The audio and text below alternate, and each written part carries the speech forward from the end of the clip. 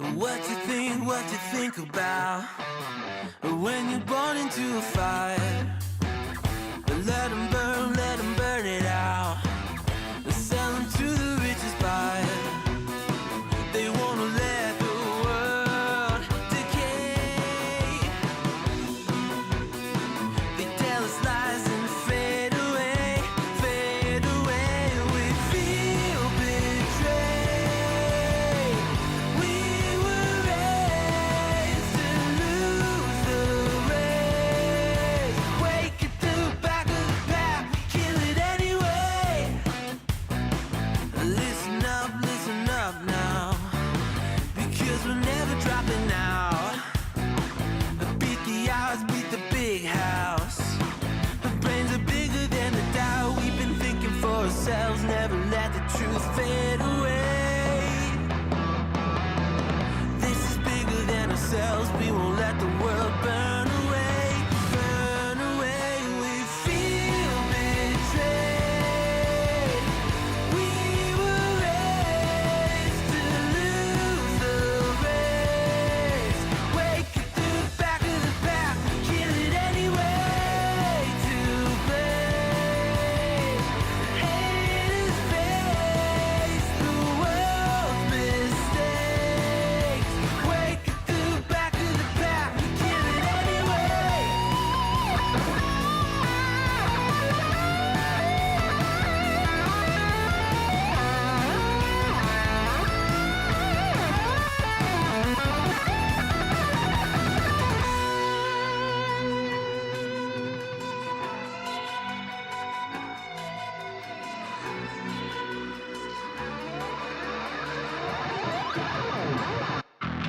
And we feel betrayed.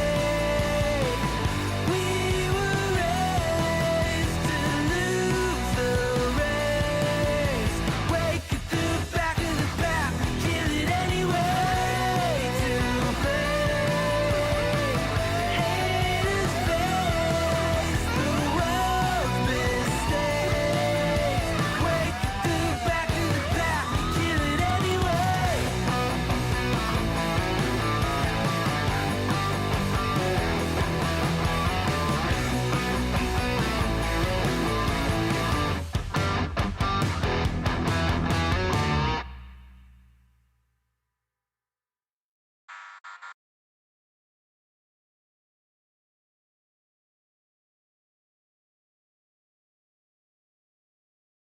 Oh no.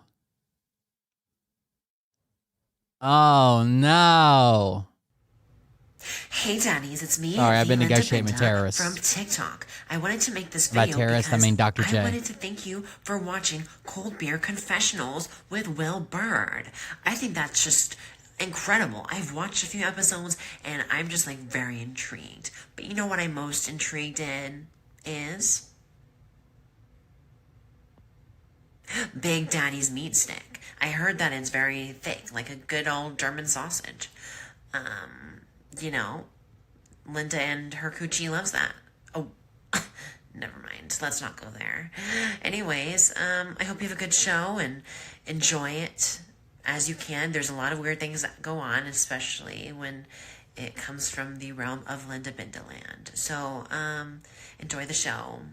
Thanks for watching. Peace out. Welcome, everybody. I'm Will Bird, and this is the Cold Beer Confessional. Thank you for joining us. Thank you for being here. Got some work done at the campground today. Pretty stoked about that. Accidentally left the barn open, though, and got yelled at. So we're here. It's happening. Welcome. Let's check out this ICE supporter. So this is someone that showed up at the Portland protest in front of the ICE facility to support ICE.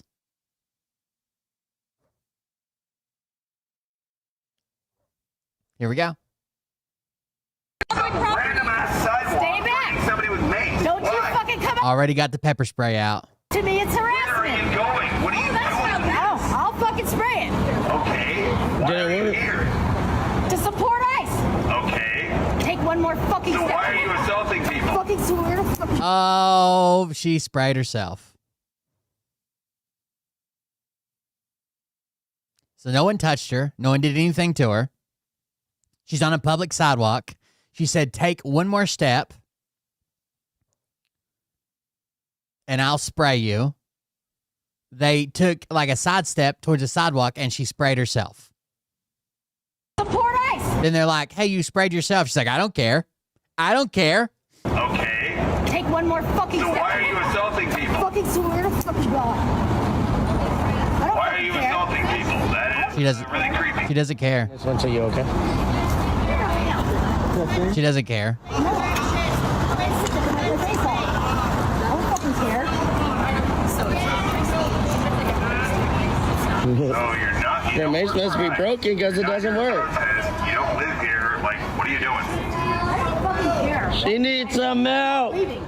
So fucking deal with it. Are you crying? No, but it is my First Amendment right to say what I want. And I need to ask you this question. Yep. What do you mace yourself with that? She maced herself. Wow.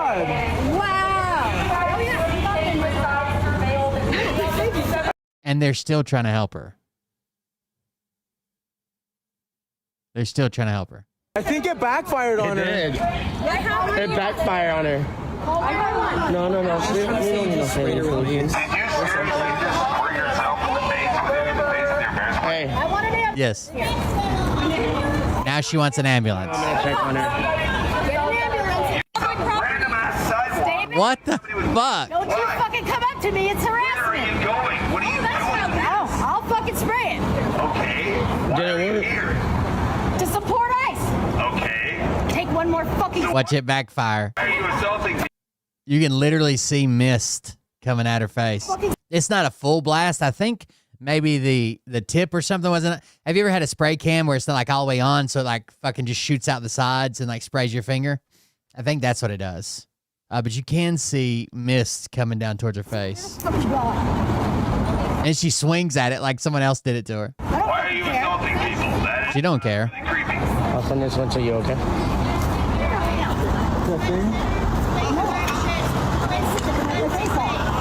don't fucking care.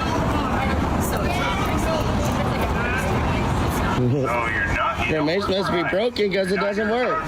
You don't live here. Like, what are you doing? I don't fucking care. She She needs. doesn't care. Leaving. So fucking deal with it. Are you crying? No, but it is my First Amendment right to say what I want. And I need to ask you this question. Yep. What do you mace yourself with that? She maced herself. Wow. She doesn't care, guys. I think it backfired It on her. did. It backfired. As she rubs her eyes a bunch. No. We don't Of course. please. Did you seriously just spray yourself with the mace within the face of your parents? Hey, I want an ambulance here. Get the ambulance. you want me to check on her? Get an ambulance. Random ass sidewalk. Good job, Mega. Good job. We got you. Yeah, we love it.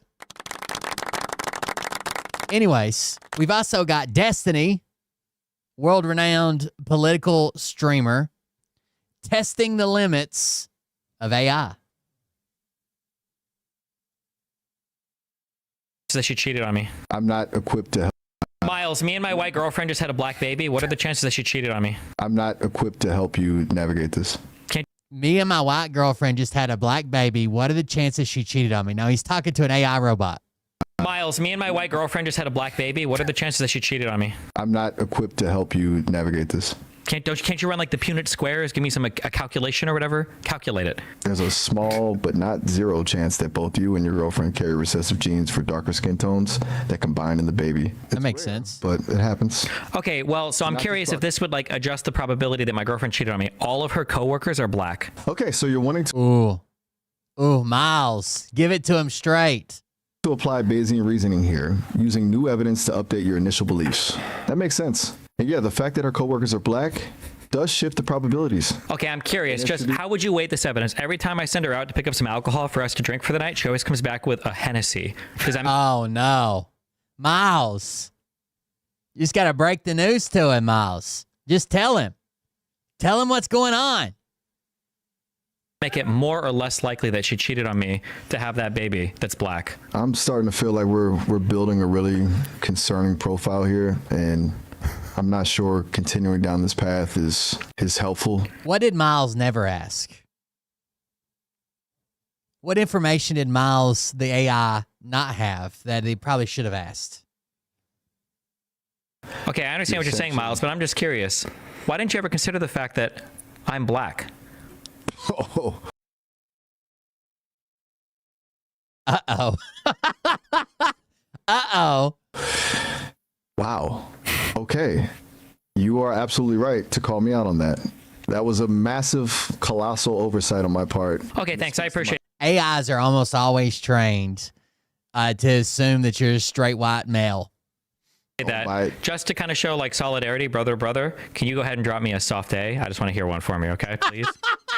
Hey, just a heads up, we're actually nearing the end of this demo call. Miles, me and my white girlfriend just had a I need you to give me that soft A with the ninja.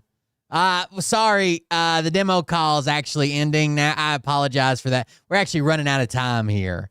So gonna have to be the end of this call, my ninja.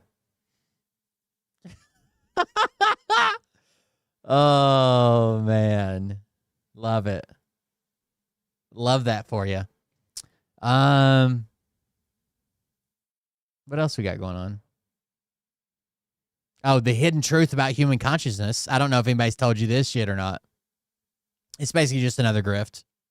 What if I told you that 3 of the most brilliant scientists alive This will not go well. have just proven that everything you believe about yourself, your consciousness, and reality itself is completely wrong? I wouldn't believe you. But let's see who these 3 most brilliant scientists are, shall we? I'm talking about Chris Langan, the man with one of the highest recorded IQs on Earth. So as she's appealing to the brilliance of these men as a means to bolster their credibility, it's only appropriate that we evaluate those claims critically. First, Langan isn't a scientist. He has never published an academic work in a scientific journal, holds no scientific degrees, and has made no scientific contribution of any note. Okay. Furthermore, his high IQ score was achieved on his second attempt when the test was only supposed to be taken once, and it was a test that is not even considered legitimate by Mensa. His original score has been evaluated to correspond to an IQ of around 160, which, while very high, is not among the highest, not even close. There's a few 100,000 people in the world with a higher IQ. So he is probably very smart, but being a scientist isn't just about being high IQ. Federico Fagan, the inventor of the microprocessor, who's now saying consciousness creates matter, not the other way around. Yeah, but he invented the microprocessor. He can't talk about consciousness. Now, Federico Fagan is actually a scientist, a good one even, and he did invent the first commercial microprocessor. That said, his scientific accolades don't really mean much for the claims he's making about consciousness and quantum information. After all of the stuff that he designed was purely classical. Anyway, I'm not sure I would call him one of the most brilliant scientists of our time, but he did achieve something quite notable. And Bernardo Kastrup, the former CERN physicist who's mathematically proven that your individual mind is an illusion. So this is just dishonest now. Why are we calling him a physicist? He has no training in physics, nor has he held any jobs in physics. In fact, he has never published a paper in a peer-reviewed physics journal. So I'm not sure in what sense he can honestly be called a physicist. Now, it is true that he worked at CERN, but that's because he has a PhD in computer engineering, and CERN employs people besides just physicists. Anyway, I'm not sure if he's achieved anything notable, so I'm not particularly convinced he belongs in this list. But perhaps that's all irrelevant. Let's hear what they did. By the end of this video, you'll understand why humans aren't biological machines. So that's a big claim, considering we definitely are biological machines. Why your thoughts literally create your reality. So she's going to prove idealism is true? Makes sense. Okay, bet. You process quantum information that can't be copied, can't be cloned, and exists only within your experience. So this is a claim from Federico Fagan. He postulated in his book, which hasn't been peer-reviewed, mind you, that consciousness is entirely based on quantum information. If that's true, then it follows it can't be cloned without destroying the original. This follows from the quantum no-cloning theorem. Similarly, the claim that only you can know it relies on Holevo's bound, which is an upper bound on the amount of classical information one can transmit via quantum channels. But keep in mind, this is only true if consciousness is purely quantum, and as it stands, I think we have essentially no evidence that this is the case. Chris Langan's CTMU theory proves that God isn't separate from reality. God is reality. As far as I can tell, not only does Langan's CTMU not prove that, it doesn't really prove anything.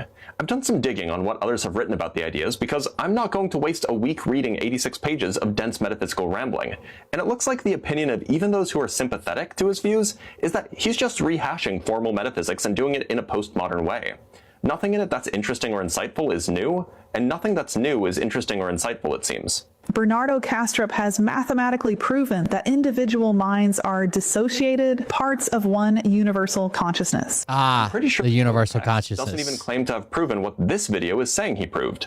He elaborated on this new flavor of analytic idealism. Now, I'm just a simple country physicist, so I'm not going to offer a critique of his view, but other philosophers have offered those, which makes me think that he's definitely not proven anything. That social media post about humans being electromagnetic oscillators isn't New Age nonsense. Yes, it is. It's quantum physics. Your thoughts, electrically It's always charged, quantum. align with your emotions, magnetically charged. You create a closed electromagnetic circuit. Where did this idea that your emotions are magnetic come from? I've been seeing it a lot lately, and it's nonsense. Emotions, like thoughts, are electrochemical in nature. Also, by the way, nothing is magnetically charged. That can influence reality at the quantum level. That's not how any of this works. Anyway, this video was a slog to get through. It makes lots of claims without defending anything. Not worth your time, so you're welcome for watching it for you. What if I told you that 3 of the most... It's always. That's the only thing they go to. It's quantum, guys. Duh. It's quantum. Are you guys idiots?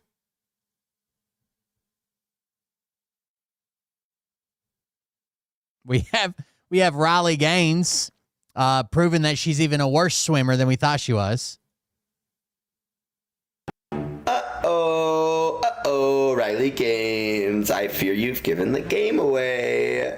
In an attempt to mock Zohran Mamdani for his bench press abilities, which, you know, not a prerequisite to become the mayor of New York City, Riley Gaines decides to post a video of herself bench pressing, saying 165, relatively easy reps on a bench when I weighed 130. Take note, Zohran Mamdani.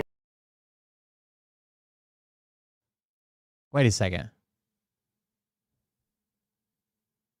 So you're telling me that the woman that gets on there and complains because she tied 5th behind 4 biological women, but she tied with a person that was born male, and saying that it's unfair for males to compete with females in athletics, is now trying to show up a male, biological male, by lifting more than him? Isn't this your whole grift?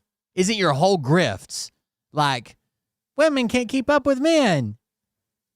Let me start by saying, that's impressive, Riley. You're able to bench press more than your own body weight.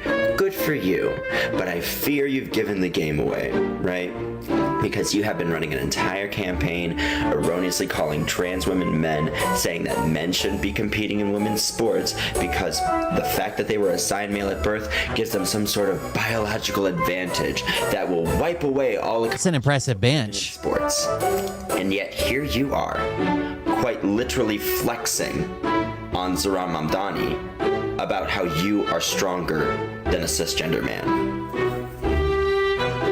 So what you're saying is that biology had nothing to do with the fact that you tied for 5th place with a trans woman, both of you getting beat by 3 cis women. Biology had nothing to do with that, right? That's what you're saying here? I could honestly, like,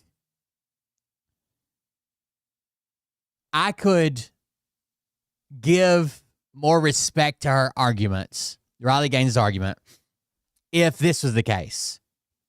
She had went to 3 or more matches in the same, like that year, and all 3 of them, most of the time she finished first. But these 3 matches where she went up with this other person that she's complaining about, in those 3 matches, instead of finishing first like she almost always does, she finished second and that person finished first. But the fact that she tied for 5th kind of negates her argument, right? She tied for 5th with a trans person. But 1st, 2nd, and 3rd were all biological females. What you're saying is that the day you lost that race, you just sucked at your job. Because you're clearly able to do a lot athletically. Except win. Uh-oh, Riley Gaines. If those 3 biological females beat that trans person, it seems like maybe if you would have worked harder, you would have beat that trans person too, right?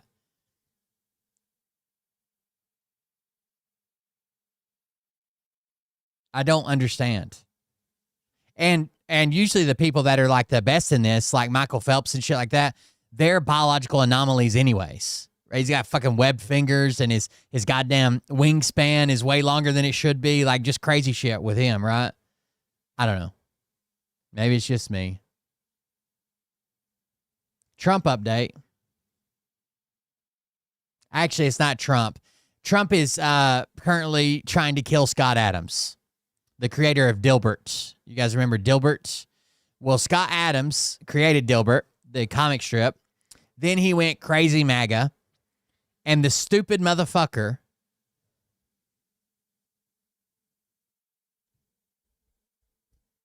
he killed himself. I don't want to put too much of this on Trump. It is partly Trump's fault and MAGA's fault. Scott Adams has killed himself. Why? Because he has prostate cancer. Prostate cancer, when caught early and treated early, is almost it's almost a given that you're going to recover for it, right? When caught early, when treated early, you're going to recover. It's one of the, it's still cancer, but like it's nowhere near as bad. But Scott Adams decided, being a fucking magatard through COVID and the shutdowns and the fucking first Trump term, that when he found out he had prostate cancer, he spent years refusing adequate treatment and taking ivermectin,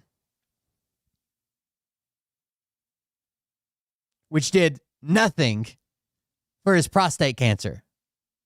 So now he's at a stage where you can't just treat it like you normally would, right? It's past that. Even though he found it early, he decided to go against medical advice and treat himself with ivermectin, which did nothing. So now he needs some type of fucking crazy new age drug, blah, blah, blah, whatever. It's insane. This guy is about to be the reason. This guy, Scott Adams, will pass away from cancer soon. Adams posted on Twitter that he is going to reach out to President Trump directly, who he has had phone conversations with when he shared that he was diagnosed with prostate cancer back in May, to help him schedule his treatment with a drug called Pluvicto, which he has been approved by Kaiser of Northern California, his insurance provider. He says he's having trouble getting it scheduled. So he's reaching right out to Kankle's McTaco Tits. What Adams is conveniently leaving out is that when he found out he had cancer, he tried taking ivermectin and fenbendazole, which are anti-parasitic medications. There is absolutely no evidence that ivermectin can cure cancer. But folks, this is what it's like to be full-blown MAGA. You live in an alternate reality, even when it comes to having stage 4 cancer that has spread. And now he wants people outraged about his insurance not scheduling it, this, that, the other. Why did you try treating it for so long with ivermectin?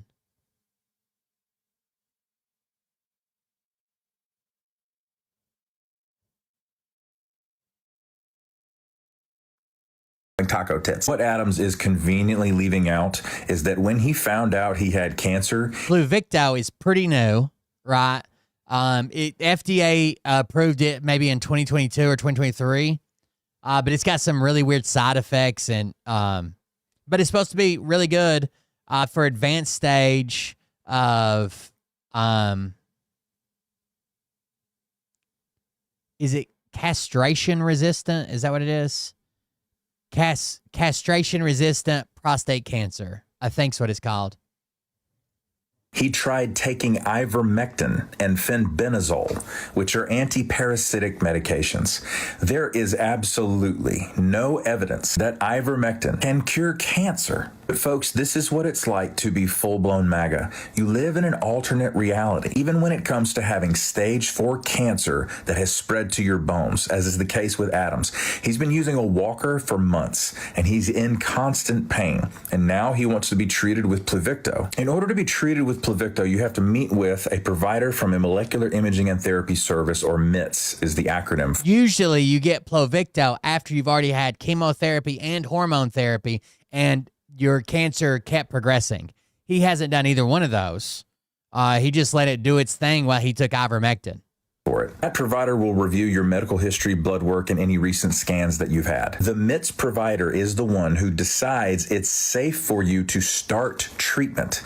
This is a radioactive medication that you cannot be around people that you live with for 3 or 4 days. And you can't be around children or pregnant women for up to 7 to 9 days. It's a dangerous medication. And in Scott Adams' case, it's a Hail Mary. It's honestly simply going to prolong his life. It's not going to get rid of his terminal cancer. I think Scott is flat out lying that they are dropping the ball on scheduling his IV infusion of Pluvicto.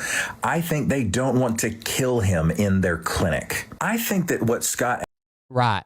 It's probably to a point to where it would cause so much havoc on his body, it might take him out, right? And they're weighing like, do we give him another 6 months? Or do we start this treatment and it potentially kills him as soon as we give it to him? Adams is trying to get everyone to believe is that his insurance company is screwing around and dropping the ball on scheduling his needed cancer treatment. When the truth is, he completely fucked. When you get to the point to where you need Pluvicto, honestly, in its trials, it only extends life by like 4 months. That's the median extra survival, I guess. It extends average survival from 11.3 months to 15.3 months. So it's like last option. Himself when he used ivermectin as an alternative treatment option. For anybody that knows anything about cancer, you can't fuck around. You have to jump on it. Time is of the essence. Imagine having stage 4 cancer, but still not being able to zoom out from your political psychosis. So of course, Trump has said he's going to take care of it for him, and he gets to swoop in and be the hero, while Scott Adams is going to pass away from a preventable cancer. Make America healthy again, baby. Thank you for your attention to this matter. This guy is about to be the reason. This guy, Scott. Insane. Get away from the ivermectin. Oh my fucking God. Stay away from the ivermectin. That doesn't fix cancer. And as soon as I go deep, getting in, then again, what the fuck? Knocking on the wall, girl, your legs keep shaking. I swear we breaking our new headboard. And as soon as I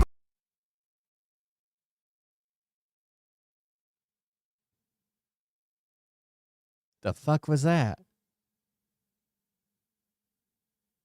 Anybody else got a chub? No, just me. Trump's trying to cancel another comedian. We have some major news right now. Donald Trump is now declaring Seth Meyers' late-night television show, quote, likely illegal. Donald Trump thinks that Seth Meyers' late-night show is likely illegal.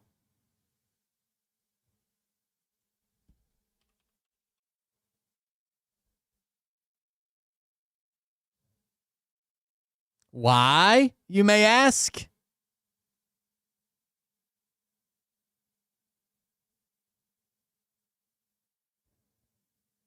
Because it's 100% anti-Trump. That's his claim.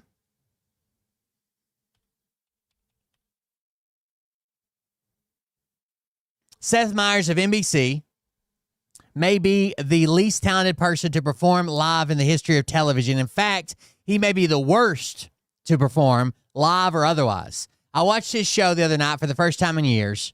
In it, he talked endlessly about electric catapults on aircraft carriers, which I complain about as not being as good as much less expensive steam catapults. On and on he went, a truly deranged lunatic. Why does NBC waste its time and money on a guy like this? No talent, no ratings, 100% anti-Trump, which is probably illegal.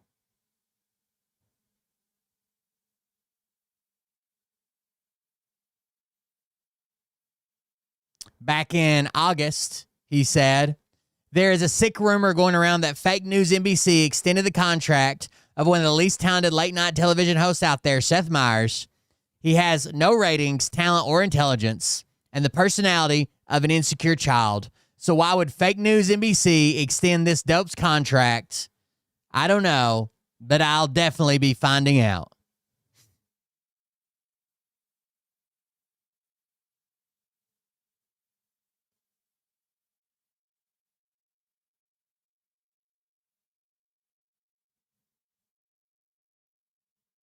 January 14th. How bad is Seth Meyers on NBC, a network run by a truly bad group of people? Remember, they also run MSDNC. I got stuck watching Marble Mouth Myers the other night for the first time in months. By the way, this was in January, and just 2 days ago, he claimed he hadn't seen his show in years. And every time I watch this moron, I feel an obligation to say how dumb and untalented he is. Merely a slot filler for the scum that runs Comcast. These guys should be paying a lot of money for the right to give these in-kind contributions to the radical left Democratic Party. These are not shows or entertainment. They are simply political hits 100% of the time. I don't know why I want to show me the... Oh, there it is. 100% of the time, to me and the Republican Party, Comcast should pay a big price for this. Because it is, quote, 100% anti-Trump. He put out a new Truth Social post saying that he watched Seth Meyers' show for the first time in years and that he thinks it's... Which can't be true because he was just watching it back in January. Illegal, that it is so anti-Trump, and that he doesn't understand why NBC News wastes its time with Seth Meyers' show. He's going after another late night host once again. He went after Jimmy Kimmel, successfully deplatformed Kimmel for a period of time, and is now going after Seth Meyers. And well, we'll see what NBC News does, but folks, if NBC News even thinks about deplatforming Seth Meyers, it'll be another example of media censorship in 2025. And the fact that we're in a government shutdown and this is what the president is talking about right now says everything you need to know about where his priorities are at. Stunning news, as always. Spread the word. I'll have more updates soon, so follow along for more. Subscribe to my Substack if you want to support my work. As media is under attack, we need to fight back. We have some... While we're talking about Trump and his deranged fucking post, this is from 6 hours ago. This is the President of the United States speaking, by the way. Just listen. If communist candidate Zoran Mamdani wins the election for the mayor of New York City, it is highly unlikely that I will be contributing federal funds other than the very minimum as required to my beloved first home because of the fact that as a communist, this once great city has zero chance of success or even survival. It can only get worse with a communist at the helm. I don't want to send, as president, good money after bad. So if you elect your mayor and it's not the one that I want, I won't send you money. It is my obligation to run the nation, and it is my strong conviction that New York City will be a complete and total economic and social disaster should Mamdani win. His principles have been tested for over 1,000 years, and never once have they been successful. By the way, he's just a democratic socialist. He believes in really, really, really strong social safety nets. I would much rather see a Democrat who has a record of success win than a communist with no experience and a record of complete and total failure. He was nothing as an assemblyman, ranked at the bottom of the class, and as mayor of potentially, again, the greatest city in the world, he has no chance to bring it back to its former glory. We must remember this. A vote for Curtis Silva, who looks much better without the beret, is a vote for Mamdani. Whether you personally like Andrew Cuomo or not, you really have no choice. You must vote for him and hope he does a fantastic job. He is capable of it. Mamdani is not. Andrew Cuomo is fully backed by MAGA now.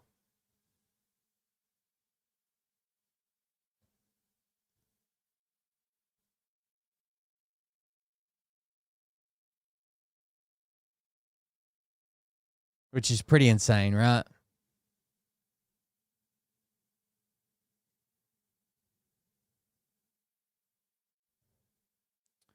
You remember that concepts of a plan that Trump has? He's still basically just got concepts.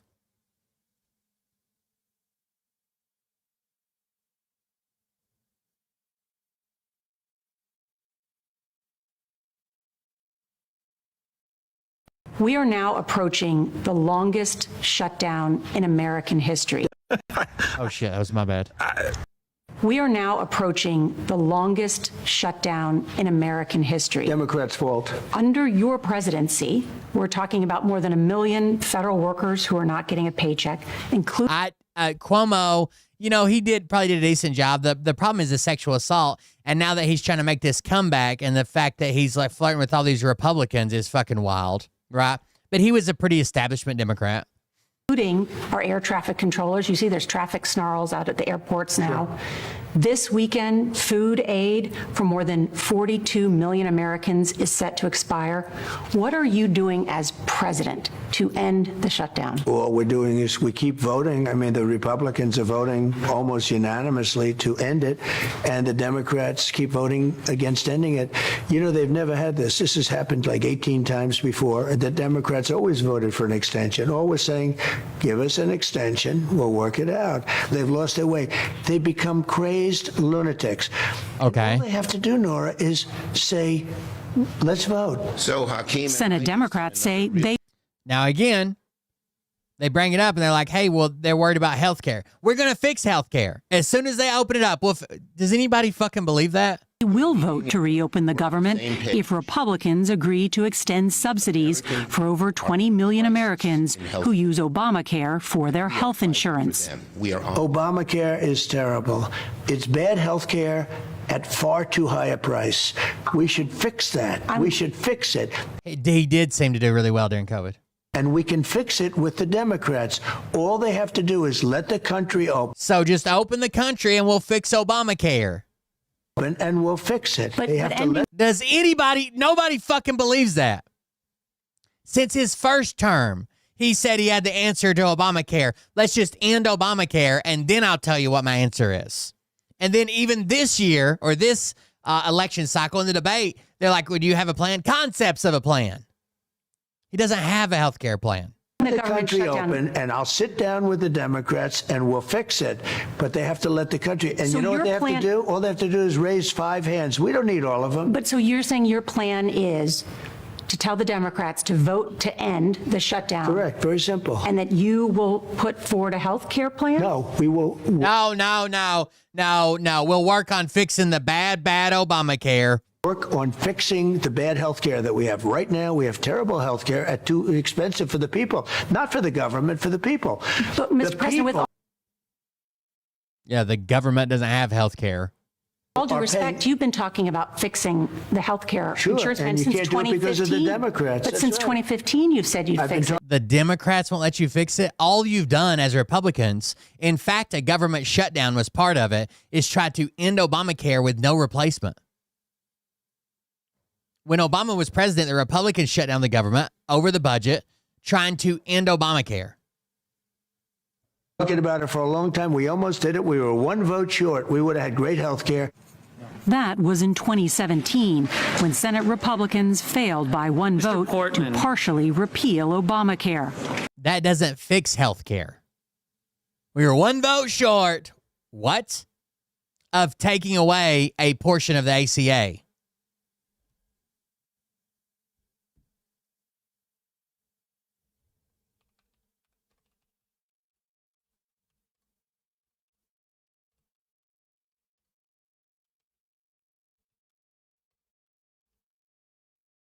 I agree. There could be a better system than the ACA. What the fuck? Why would you get rid of Obamacare, the ACA, whatever you want to call it? Why wouldn't you put something in place and then there would be no need to repeal Obamacare, right? Because it would be so good, everybody would be flocking towards it. It wouldn't matter. What you're trying to do is leave people with nothing. Yes, John McCain was the 1 vote.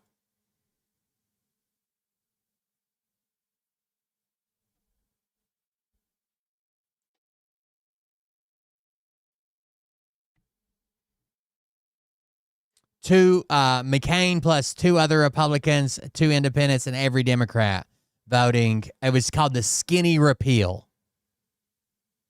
The skinny repeal.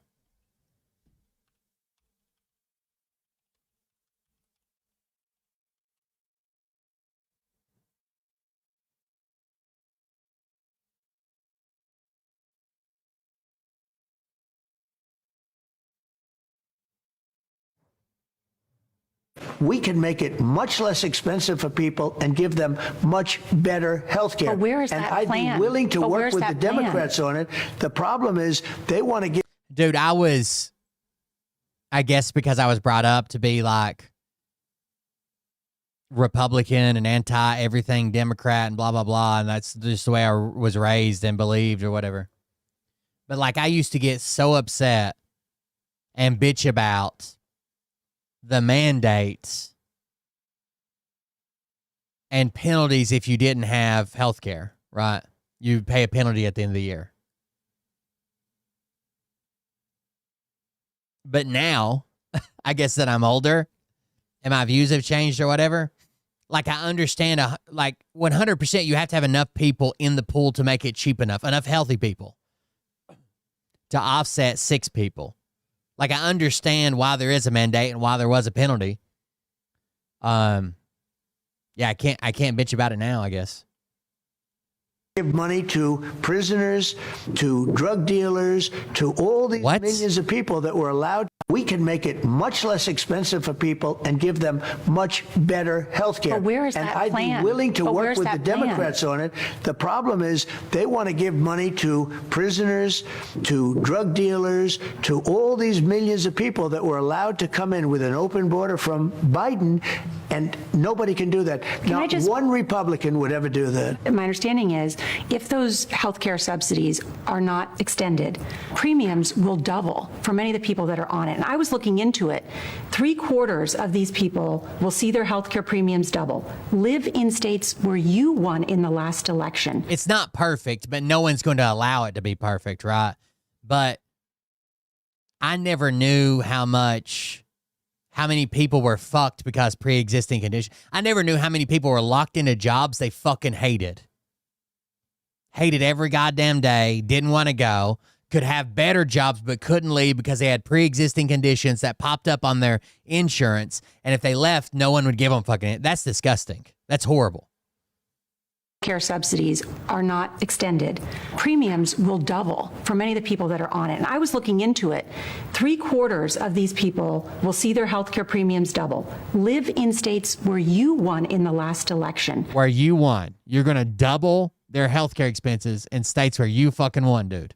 I mean, he doesn't even here care. in Florida has the highest number of residents on Obamacare in the country. And I'm saying we can fix it, Nora. We are now approaching. Oh, he's saying we can fix it, Nora. Nora, this was I didn't like I don't think they pressed them hard enough. I don't think any of the journalists pressed them hard enough. I think they've gotten complacent and they're just like, well, he says stupid shit and we just go along with it kind of now, but whatever. Here's some more from the 60 Minutes. More recently, Americans have been watching videos of ICE tackling a young mother, tear gas being used in a Chicago residential neighborhood. I mean, I understand that's how it works now, and that's fine with me. I'm mostly healthy. I don't know how healthy I am, but I hardly ever go to a doctor. But if I found out that my son had a goddamn brain tumor or something crazy, right, I also want that to be fucking covered. And the smashing of car windows. Have some of these raids gone too far? No, I think they haven't gone far enough because we've been. Blackhawks, repelling, flashbangs, busting car windows, shooting people with pepper balls, arresting U.S. citizens. Has ICE gone too far? No, I don't think they've gone. Young mother. I don't think they've gone far enough. Tear gas being. Right. The questions were good, but they let him lie. That's the way I would categorize it too. Used in a Chicago. They didn't press him. And the smashing of car windows. Have some of these raids gone too far?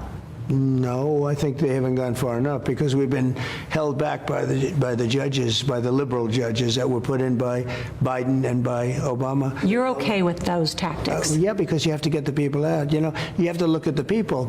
You know what I kind of want to happen? I guess this is really fucked up. I shouldn't say this, but in my mind, it would just be so delicious for me, but I'm also not affected by these things. What are they going to do when Trump comes out and says we've gotten rid of all the illegals and nothing's fixed? In fact, everything's worse, right?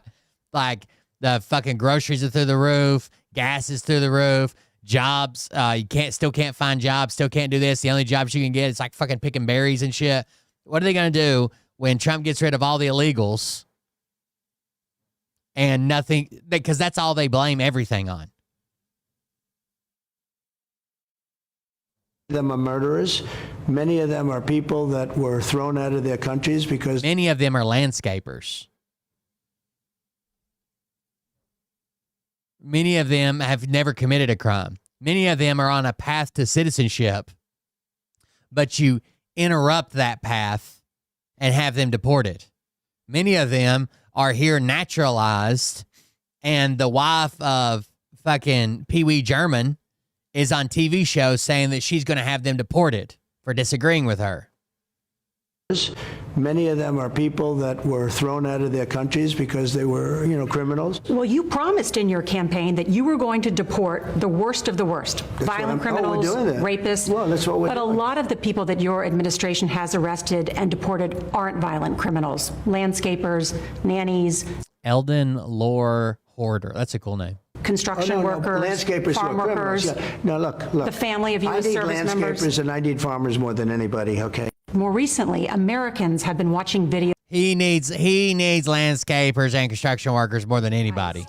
Violent criminals, landscapers, nannies, construction workers, landscapers farm who are criminals. workers. Yeah. No, look. The family of U.S. service I need landscapers members. and I need farmers more than anybody, okay? More recently, Americans have been.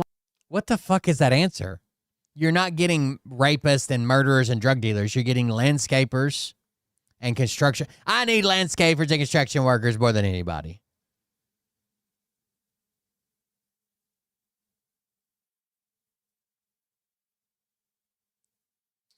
It's crazy that we require that people push back so much on healthcare, like medical healthcare, but insurance. But we have almost every state now has a vehicle insurance, a requirement, or a penalty, or you can't drive, or you go to jail, or it's a ticket, or whatever.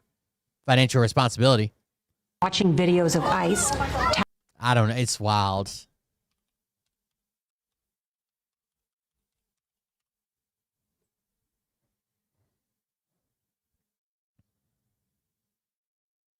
Haven't gone far enough.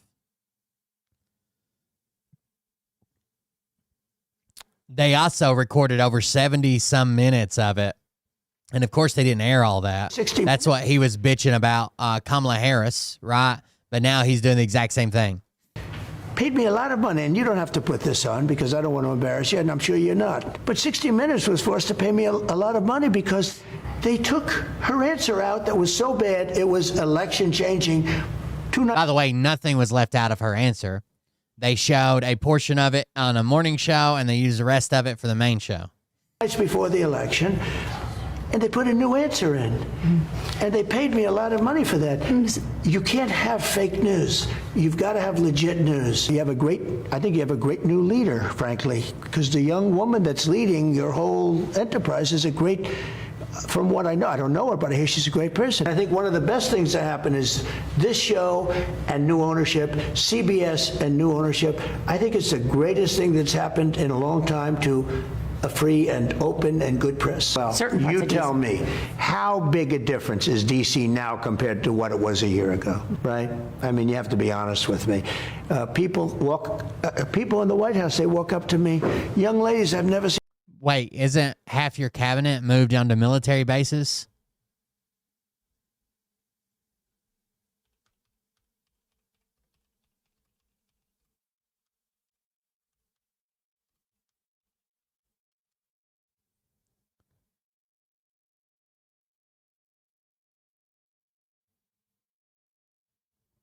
Didn't half your cabinet move to military bases? Isn't that a thing that's happening? Sir, thank you very much. I know they don't even have to tell me what they're thanking me for. One girl said, I'd get into Uber, and I felt dangerous even in Uber. They'd attack the car, okay? It wasn't even safe then. Sir, I now walk to work every day, and I'm so safe. There's nothing going to happen, 100% safe. And you know that too, Nora. I want to ask you about... You live here. You know that too. I want to ask you about... Do you see a difference? American Do you cities. see a difference? In Washington, D.C.? Yes. I think I've been working too hard. I haven't been out and about that's that much. not a fair answer. You see a difference. I get in my car and go That's to a work good and I answer. go home. You don't have to use that one. Don't worry. What's your message to those on the left and the right who would seek to commit acts of violence? Well, I think primarily on the left, a little bit of both, but I think primarily on the left. I think they have to tone it down. I think they have to approve the shutdown so it's not shut down. I think it's very bad what they're doing. They're hurting people. If you think about it, if people aren't going to get paid, they're going to be, a lot of angry people out there. They want to get their food. They want to get the money so they can live. I know nothing about the guy other than I hear he was a victim of weaponization by government. When you say the government, you're talking about the Biden. Oh, that's the crypto CEO pardoned. The guy that admitted to it.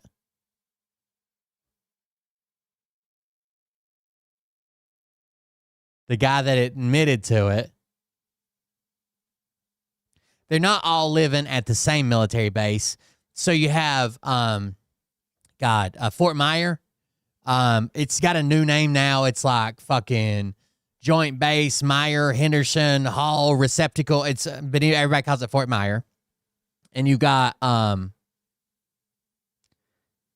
McNair, which is where Hegseth and Rubio are living. I'm not sure who's living at Fort Myer, but there's some that live there. And then there's another one.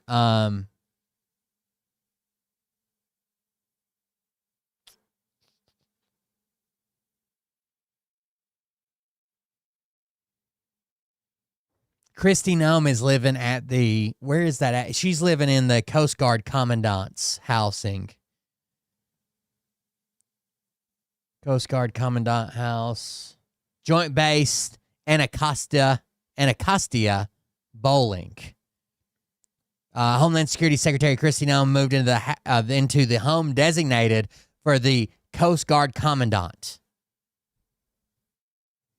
It's a corrupt government. Food, they want to get. The CEO admitted to this. This guy, how much MAGA hates ISIS, well, really all Muslims, but they call them like ISIS and Al-Qaeda and all that shit. This guy was laundering payments for those terrorist organizations and admitted to it.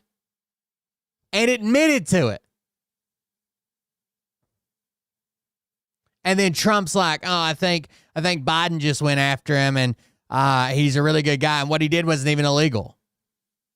He was laundering payments for terrorist organizations.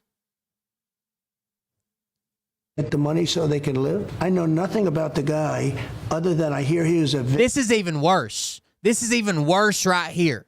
I know nothing about the guy. All I know is some people came to me and said, he's a good guy. He was just targeted. That's worse. About the guy other than I hear he was a victim of weaponization by government. When you say the government, you're talking about the Biden government. It's a corrupt government. Biden was the most corrupt president, and he was the worst president we've ever had. I only care about one thing. Will we be number one in crypto? One thing I can tell you, I only care about one thing. Is literally the fact that this guy has entered a business venture with my family. I only care about one thing. Will we be number one in crypto? One thing I can tell you. Repeating false claims on the 2020 election. The 2020 election was rigged.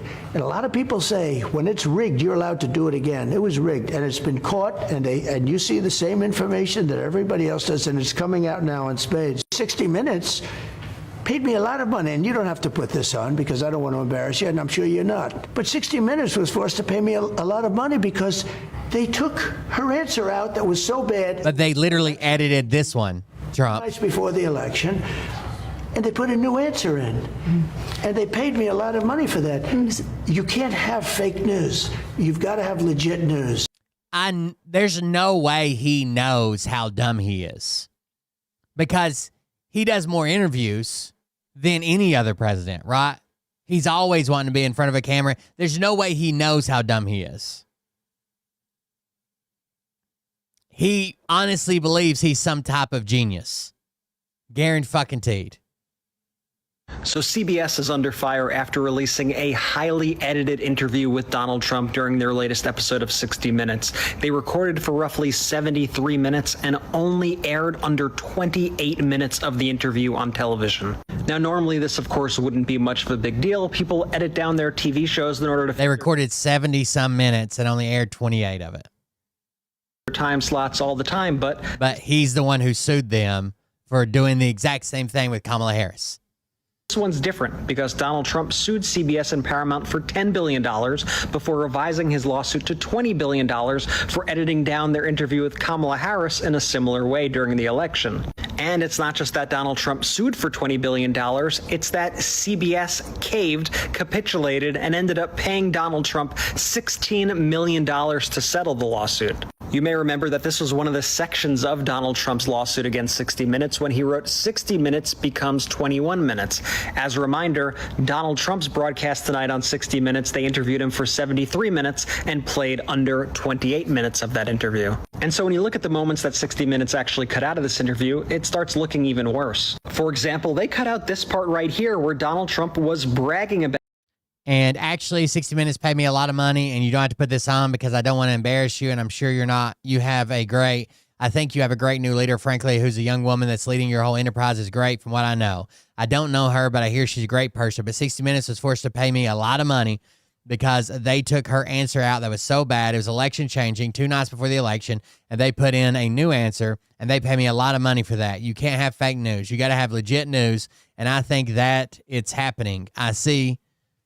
she says, Mr. President. Donald Trump says, I see good things happening in the news. I really do. And I think it's one of the best things to happen is this show and new ownership, CBS, new ownership. I think it's the greatest thing to happen in a long time to a free and open and good press. Out extorting 60 Minutes. Trump said the following, and actually 60 Minutes paid me a lot of money, and you don't have to put this on. They didn't put it on because I don't want to embarrass you, and I'm sure you're not. I think you have a great new leader, frankly. Who's the young woman that's leading your whole enterprise is a great from what I know. I don't know her, but I hear she's a great person, but 60 Minutes was forced to pay me a lot of money because they took her answer out that was so bad. It was election changing 2 nights before the election, and they put a new answer in, and they paid me a lot of money for that. You can't have fake news. You got to have legit news, blah, blah, blah, blah, blah. Well, apparently 60 Minutes did not want its viewers to see that portion of the interview. And sure, they ended up throwing the full interview up on their website, but they know damn well that there are going to be far fewer people who watch that than who saw the actual broadcast on the network. So 60 Minutes, I hope the interview is worth the $16 million you paid Donald Trump to get it. To get updates from a news source that does not bend the knee to fascists, remember to check out the Midas Plus Substack at MidasPlus.com. So CBS is under fire after for the exact same thing. Donald Trump's first 60 Minutes interview in 5 years, so you don't have to. And let me just say, it was a total disaster. First and foremost, he looked like this throughout the entire interview. Just not great. He really looked incredibly sweaty. We also have this claim, by the way. It says Trump told CBS what to cut from the 60 Minutes interview, and they listened. President Donald Trump didn't seem so disturbed about CBS News editing his interview on 60 Minutes Sunday. In fact, he repeatedly told them it was okay to cut his answer short.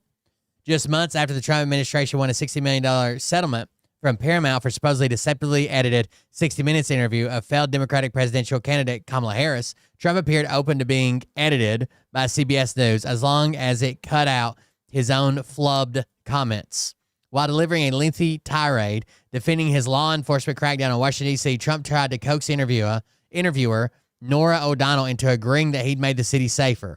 When O'Donnell tried to move on, Trump continued to bait her for an answer according to the interview's full transcript. I think I've been working too hard. I haven't been out and about that much, O'Donnell replied. Oh, that's not a fair answer, Trump interrupted. You see the difference. I get in my car, I go to work, and I go home, O'Donnell said. That's good. You don't have to use that one. Don't worry. Don't worry. I don't want to embarrass her, Trump said, insisting that the difference in the Capitol was like night and day. Later, while ranting about people he doesn't like in response to a question that had originally been about whom he might support in the next presidential election, Trump made a similar comment while complaining about Harris, who he claimed could not speak properly. And actually, CBS, this pay me a lot of money, blah, blah, blah, and you don't have to use that one. Evidently, CBS thought neither moment was newsworthy and ultimately cut both from the broadcast. Trump's televised interview was only 28 minutes long, while CBS also releasing 73-minute extended cut online, but neither video contained Trump's full answers. So even the extended 73 minutes didn't have his full answers. About Zhao, the co-founder and former CEO of cryptocurrency exchange Binance, who received a presidential pardon last week. So the Binance answer was cut from both of them. It's worth noting. Oh, I saw your comment. Troll fishing. It's worth noting that the edits 60 Minutes had made to the Harris interview were not particularly substantive, switching out one non-answer about Israel for another. Many speculated that due to the payment of what was essentially a big fat bribe to the Trump administration, the long-awaited merger between Paramount and Skydance has been allowed to proceed. In September, the freshly merged Paramount Skydance announced that it would no longer air edited interviews on Face the Nation after Department of Homeland Security Secretary Kristi Noem attacked the program for editing out her smears about Kilmar Abrego Garcia.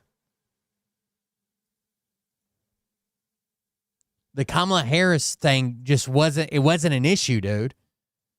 During it.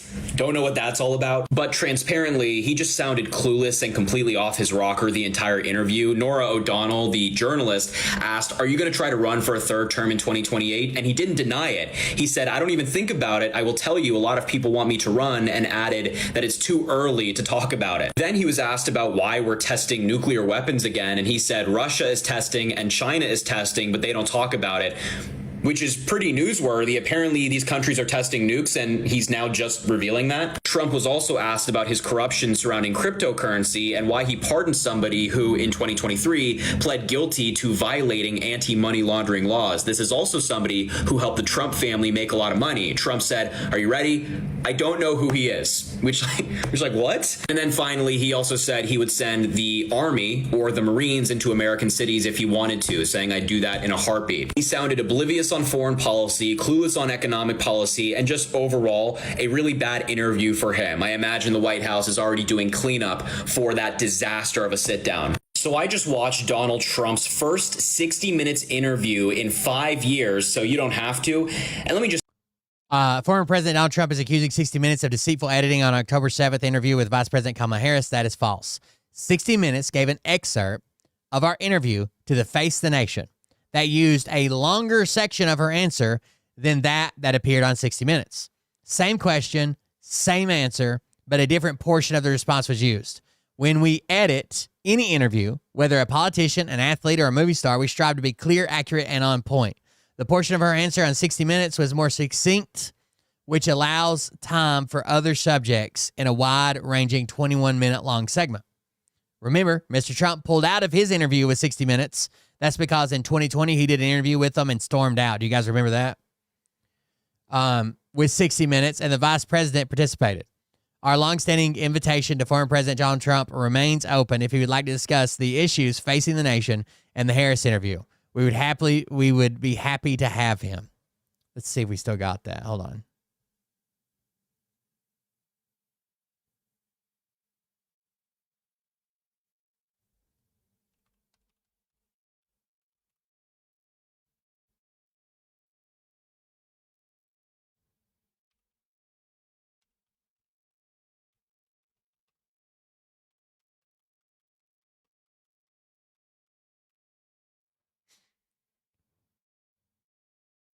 These are all going to be the new ones. But in 2020, I believe,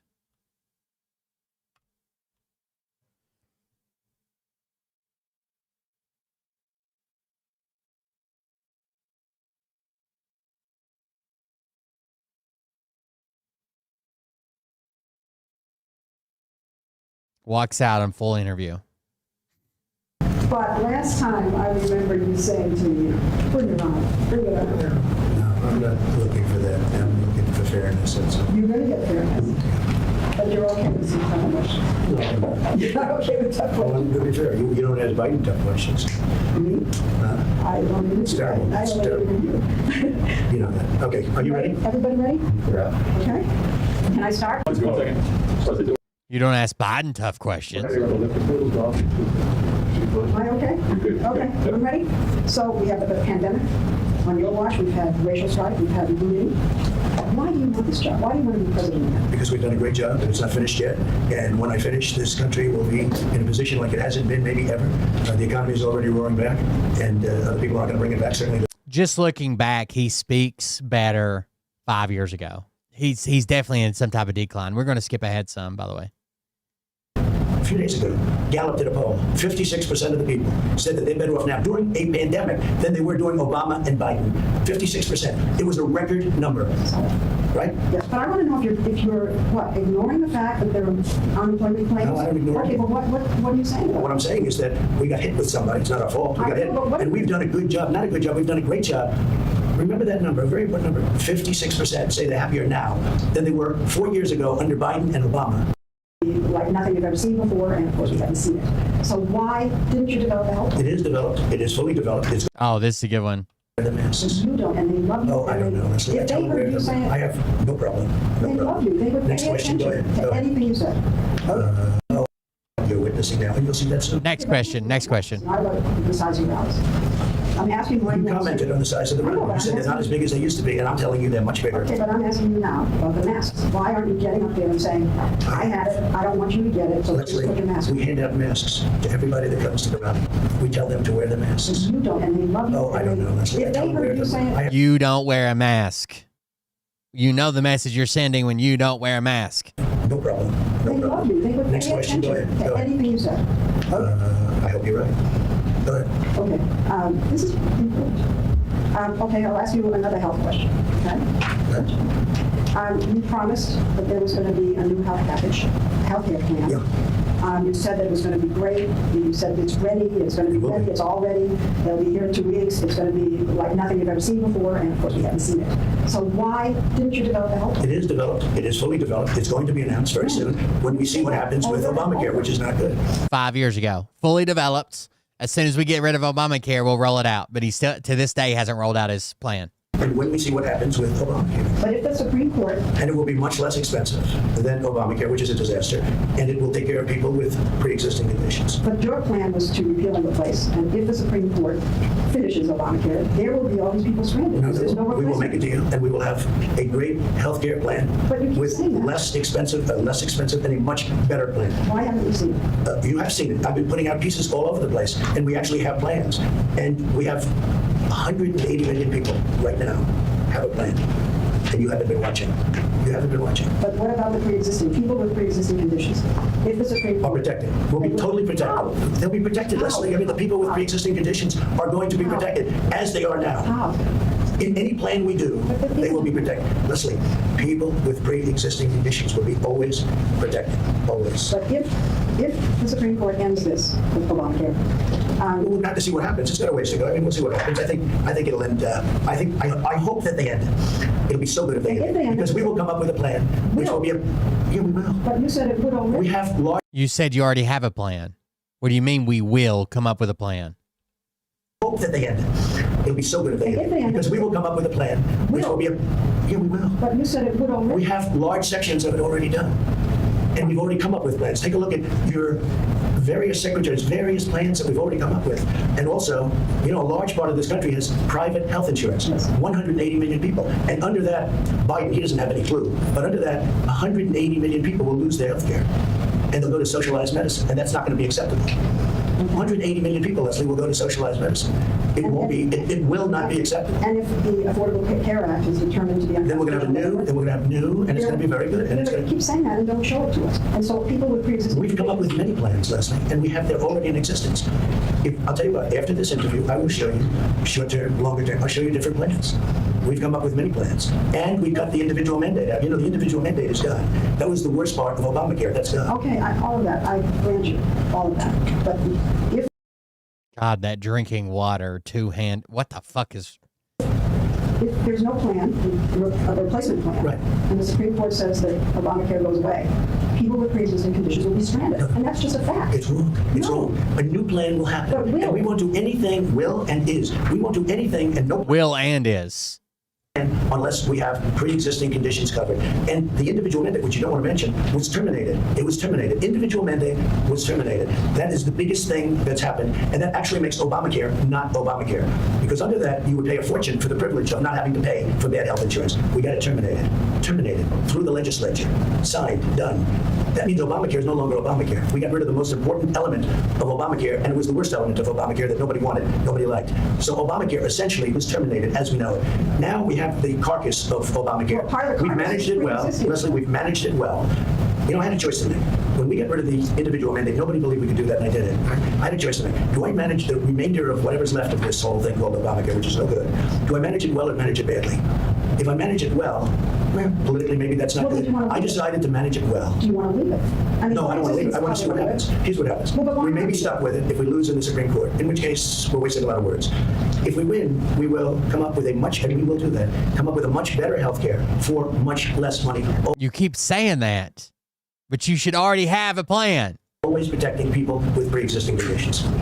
Are you going to say that you didn't say this? Because I saw. All right, I'm gonna skip around some more. You're really trying to. I wish you would interview Joe Biden like you interview me. It would be so good. You know what? You like this, I thought. I don't mind. I don't mind. When I watch him walk out of a store, he's in the midst of a scandal. His family is corrupt.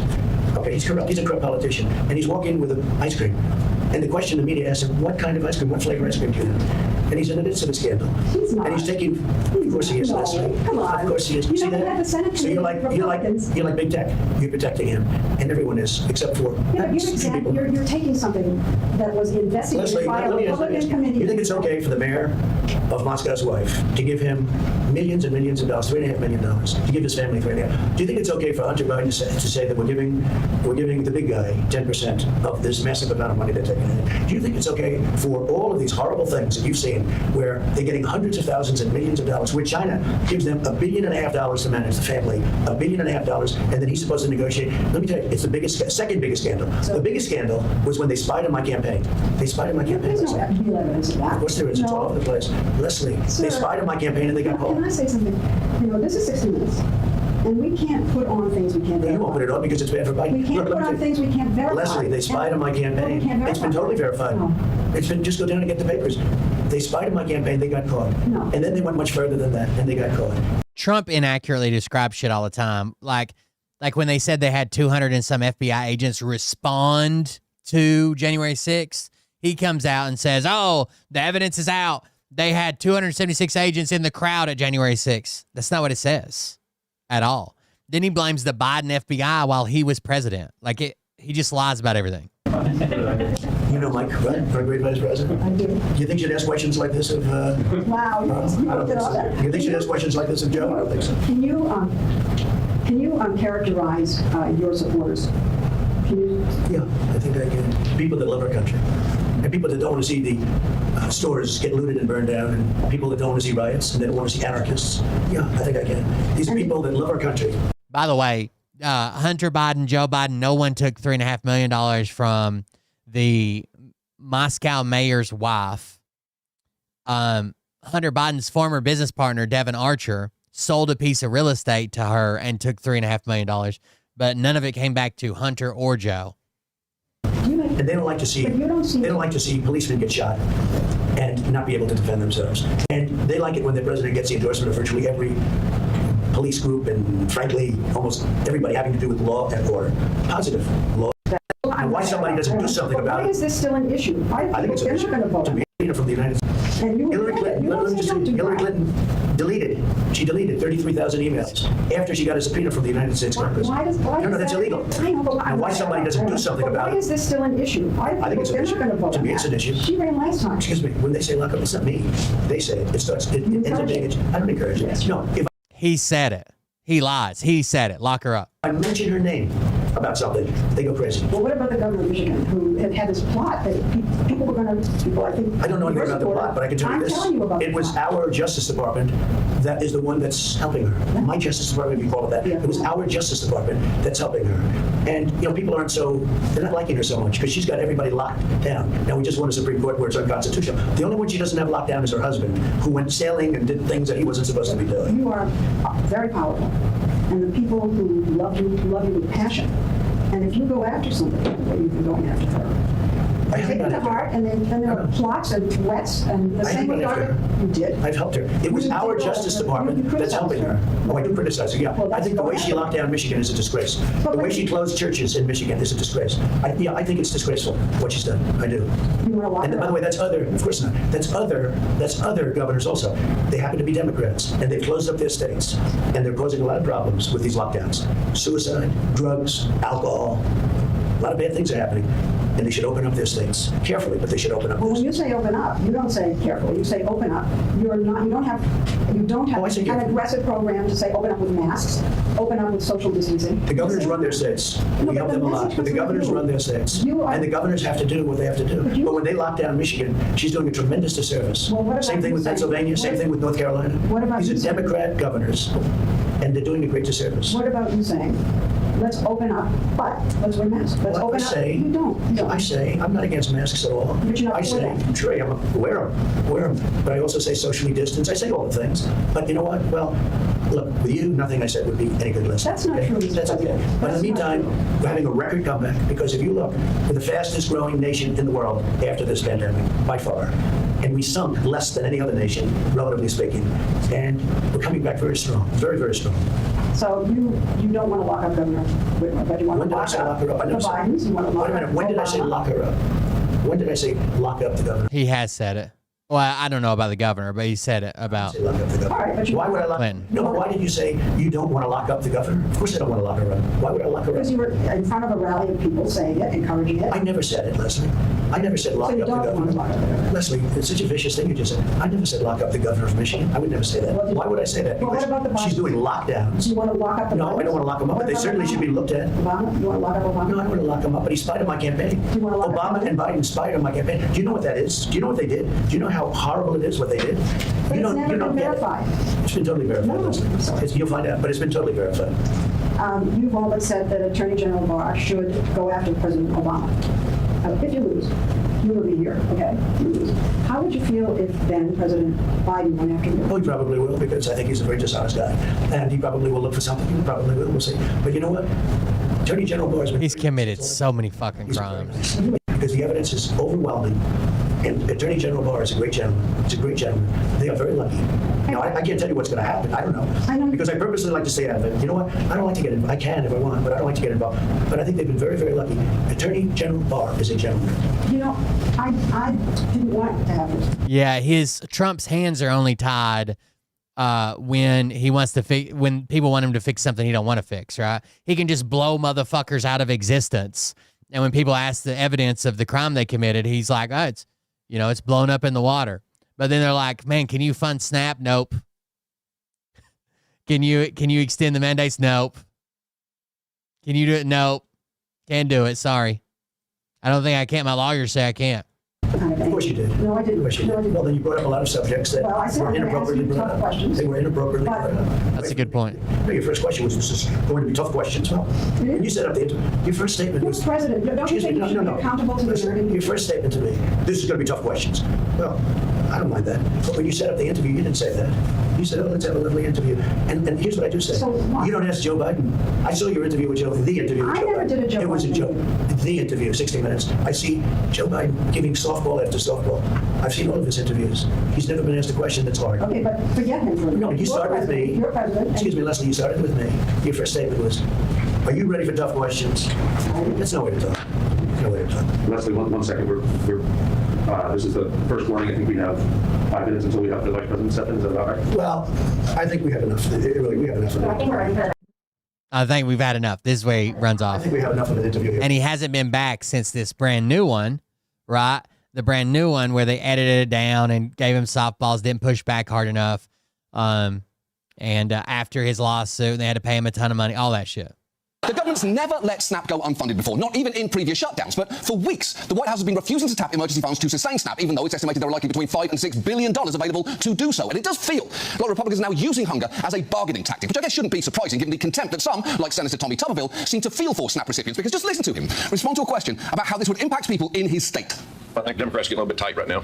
It's their constituents, a lot of them that in some of these inner cities that there's no need SNAP to survive. A lot of people need to go back to work. A lot of young men that are on SNAP that should be working. Oh, all the way off. I mean, setting aside the dog whistle of the inner cities coming from a man named Tommy Tuberville, whose very name sounds like it came from a racist 18th century nursery rhyme. The over 750,000 Alabama residents who are on SNAP are still your constituents, no matter how uninterested you seem in them. Also, for the record, most SNAP recipients are children, elderly or disabled, with many of the rest being full-time caretakers, and many recipients do actually work, but regardless, all of them deserve to eat, because it is not greedy to need food. I don't get the argument that people make, like, I saw a post today saying, oh, well, when you don't get your SNAP benefits and you wonder how you're supposed to get your food and see how hard it is to work a job and still not be able to afford your food, now you know how the rest of us feel. So you know that there's an issue. You know that you don't make enough money. You know that prices are ridiculous. And you make slightly more money than someone else, so you don't qualify for SNAP. So you'd rather them not get their SNAP? Let's say the cutoff is $50K. I make 51 and somebody else makes 41. And I'm mad at them for getting it rather than being like, oh, well, you know, food should be cheaper. I should probably make more, or maybe I should qualify for SNAP too. No, I'm just going to be mad at them and say, now you know how I feel. What the fuck? The fuck is wrong with y'all?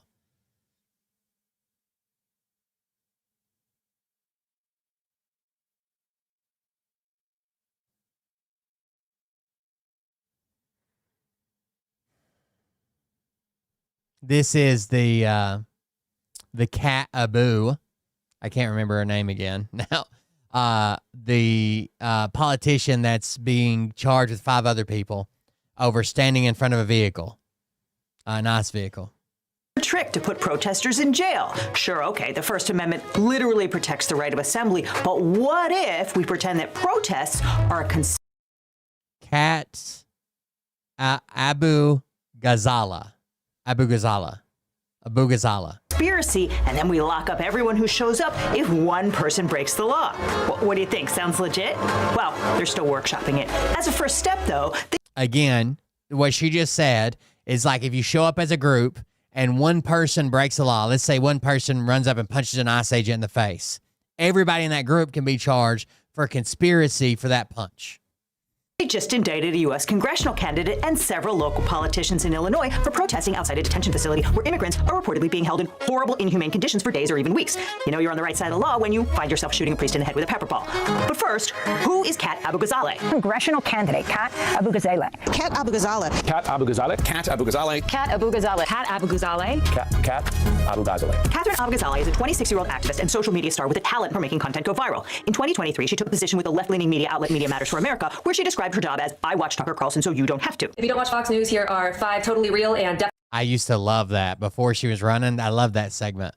definitely not made up stories that you might have missed. I watch Fox News so you don't have to. It reminds me of Bert. She's also an outspoken advocate for progressive social causes, particularly Palestinian rights. Here she is protesting the exclusion of pro-Palestinian speakers at the Democratic National Convention in 2024. The DNC has specifically declined to allow Palestinian Americans to speak on stage tonight. In March of 2025, Abu Ghazaleh announced that she was running for Congress in Illinois' 9th District. It's time to drop the excuses and grow a fucking spine. I'm Cat Abu Ghazaleh, and I'm running for Congress in Illinois' 9th District. That seat has been held by Democrat Jan Schakowsky for 25 years, and at the time Abu Ghazaleh declared, Schakowsky had not yet announced her retirement. Abu Ghazaleh's campaign focused on social justice issues and the need for generational change in political leadership. Her unabashed progressive values and her telegenic presence invites comparisons to Representative Alexandria Ocasio-Cortez. It also causes men to be deeply weird on Maine. A woman with a sultry voice along the lines of a 1970s FM radio female disc jockey, Abu Ghazaleh is the sort who would purr, now that you're tucked into bed for the evening, let's hear a track from Pink Floyd's Dark Side of the Moon to send you off to dreamland. I am talking like a normal person. You are the one drawing those conclusions.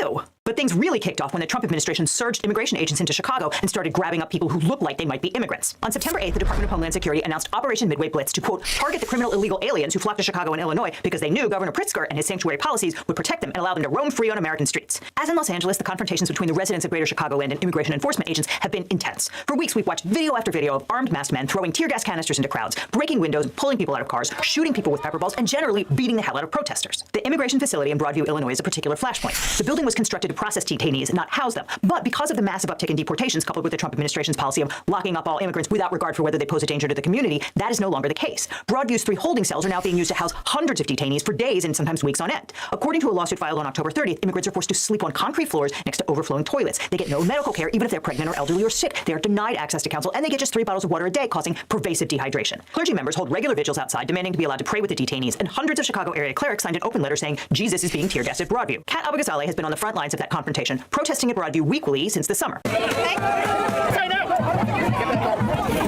On September 19th, she was picked up and violently thrown to the ground during a peaceful protest. Conservative commentators like Laura Loomer posted that she loved watching communists get body slammed. Fox News' Laura Ingraham praised the agents on her show. Thrown to the ground by an ICE agent. Good work. And the Department of Homeland Security posted the video with the caption, individuals and groups impeding ICE operations are siding with vicious cartels, human traffickers, and violent criminals. But lots of residents of Chicago are opposed to ICE. They're not big on scenes of people getting tackled in the streets or their neighborhoods being tear-gassed, and neither are courts.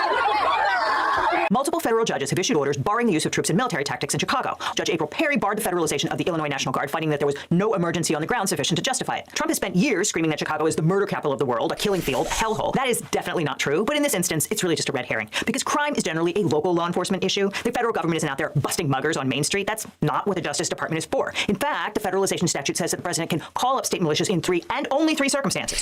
1, in cases of invasion by a foreign nation. 2, if there's a rebellion. And 3, when the president is unable with the regular forces to execute the laws. Judge Perry found that there was no evidence that any of those preconditions had been met. She said, there is evidence of protests, some of which have included acts of violence. There is also evidence of property destruction and discrete groups who have attempted to impede DHS agents. At the same time, there is significant evidence that DHS has not been unable to carry out its mission. All federal facilities have remained open. To the extent there have been disruptions, they have been of limited duration and swiftly controlled by authorities. Pairing all this with evidence that federal immigration officials have seen huge increases in arrests and deportations, the court concludes that the factual conditions necessary for President Trump to have properly invoked Section 124063 simply do not exist. The Trump administration appealed, and the 7th Circuit upheld Judge Perry's order. And as of this recording, the Supreme Court has refused to intervene. U.S. District Judge Sarah Ellis also found that the reality on the ground did not match DHS's overheated rhetoric, and that the tactics used by ICE and especially Customs and Border Patrol, or CBP, were wildly inappropriate responses to mostly peaceful protests. She issued a temporary restraining order barring federal agents from targeting journalists, ordering protesters to leave public places where they pose no danger, use of riot control weapons, including rubber bullets, pepper balls, tear gas, and flashbangs on people who pose no immediate threat to the safety of a law enforcement officer. She told ICE to stop aiming projectiles at the head, neck, and groin of protesters, to stop tackling people who pose no actual danger unless they're being arrested, to stop throwing tear gas and pepper balls without warning, and she ordered all agents in the field to start wearing badges and body cameras. And part of the reason Judge Ellis did that was because of videos like this one. Stand on you! Put him down! Kat Abou-Ghazaleh did not pose a threat to those officers. They roughed her up as a disincentive to protest and to civil disobedience, and they did it because they assumed that they could get away with it. Unfortunately, we now live in a world where First Amendment protections are increasingly decided in the court of public opinion, not a court of law. In less than 24 hours, over 180 news outlets reported on the criminal charges against Kat Abou-Ghazaleh, but depending on sources you follow, it's hard to tell if they were even talking about the same case. And herein lies the real danger. It's not just facts that shape public opinion, it's how those facts are framed. When you scroll down to see how this story is being covered by every outlet, the frames can have subtle differences that make a huge impact. From the right, the Democratic congressional candidate was indicted after a violent anti-ICE protest, implying her culpability and even guilt. From the left, the same story is framed as the feds indicted the congressional candidate over protesting, suggesting the government's actions were motivated by the content of her speech, not her actions. And from the center, the headlines largely express skepticism over the government's claims, using words like allegedly when describing the charges. This type of analysis is why Ground News has been my favorite way to stay up to date with the news since 2023. So I'd like to thank them for sponsoring this video. They've been a longtime supporter of this channel and independent news media at large. Ground News is an app and website that helps me see the full picture by pulling in news from thousands of sources worldwide. I can compare coverage and uncover political bias, reliability, and most importantly, see who owns the sources reporting the news I'm reading. And it's not just me. Ground News has even been recognized by the Nobel Peace Center for its impact on media literacy. I also love their blind spot feature, which shows you stories that are underreported by either side of the political spectrum. If you're only getting your news from 1 or 2 places, you might miss important stories like how the $8 billion Trump diverted to pay the military during the shutdown just ran dry. No outlets on the left reported on it, or this story that the right largely ignored of the FBI raiding and detaining 400 people at a horse track in Idaho to crack down on immigrants. If you care about truth, context, and evidence like I do, I recommend you check out Ground News. It's the tool I personally rely on to stay on top of breaking news with clarity. And as a legal eaglet, you can get 40% off the unlimited access Vantage plan, the same one I use, by scanning the QR code or clicking the link below. By subscribing, you're also supporting an independent news platform that's working to make the media landscape more transparent and balanced. So sign up for Ground News today, and we will see you in court. On September 25th, Abou-Ghazaleh was part of a crowd that briefly blocked a vehicle outside the Broadview facility.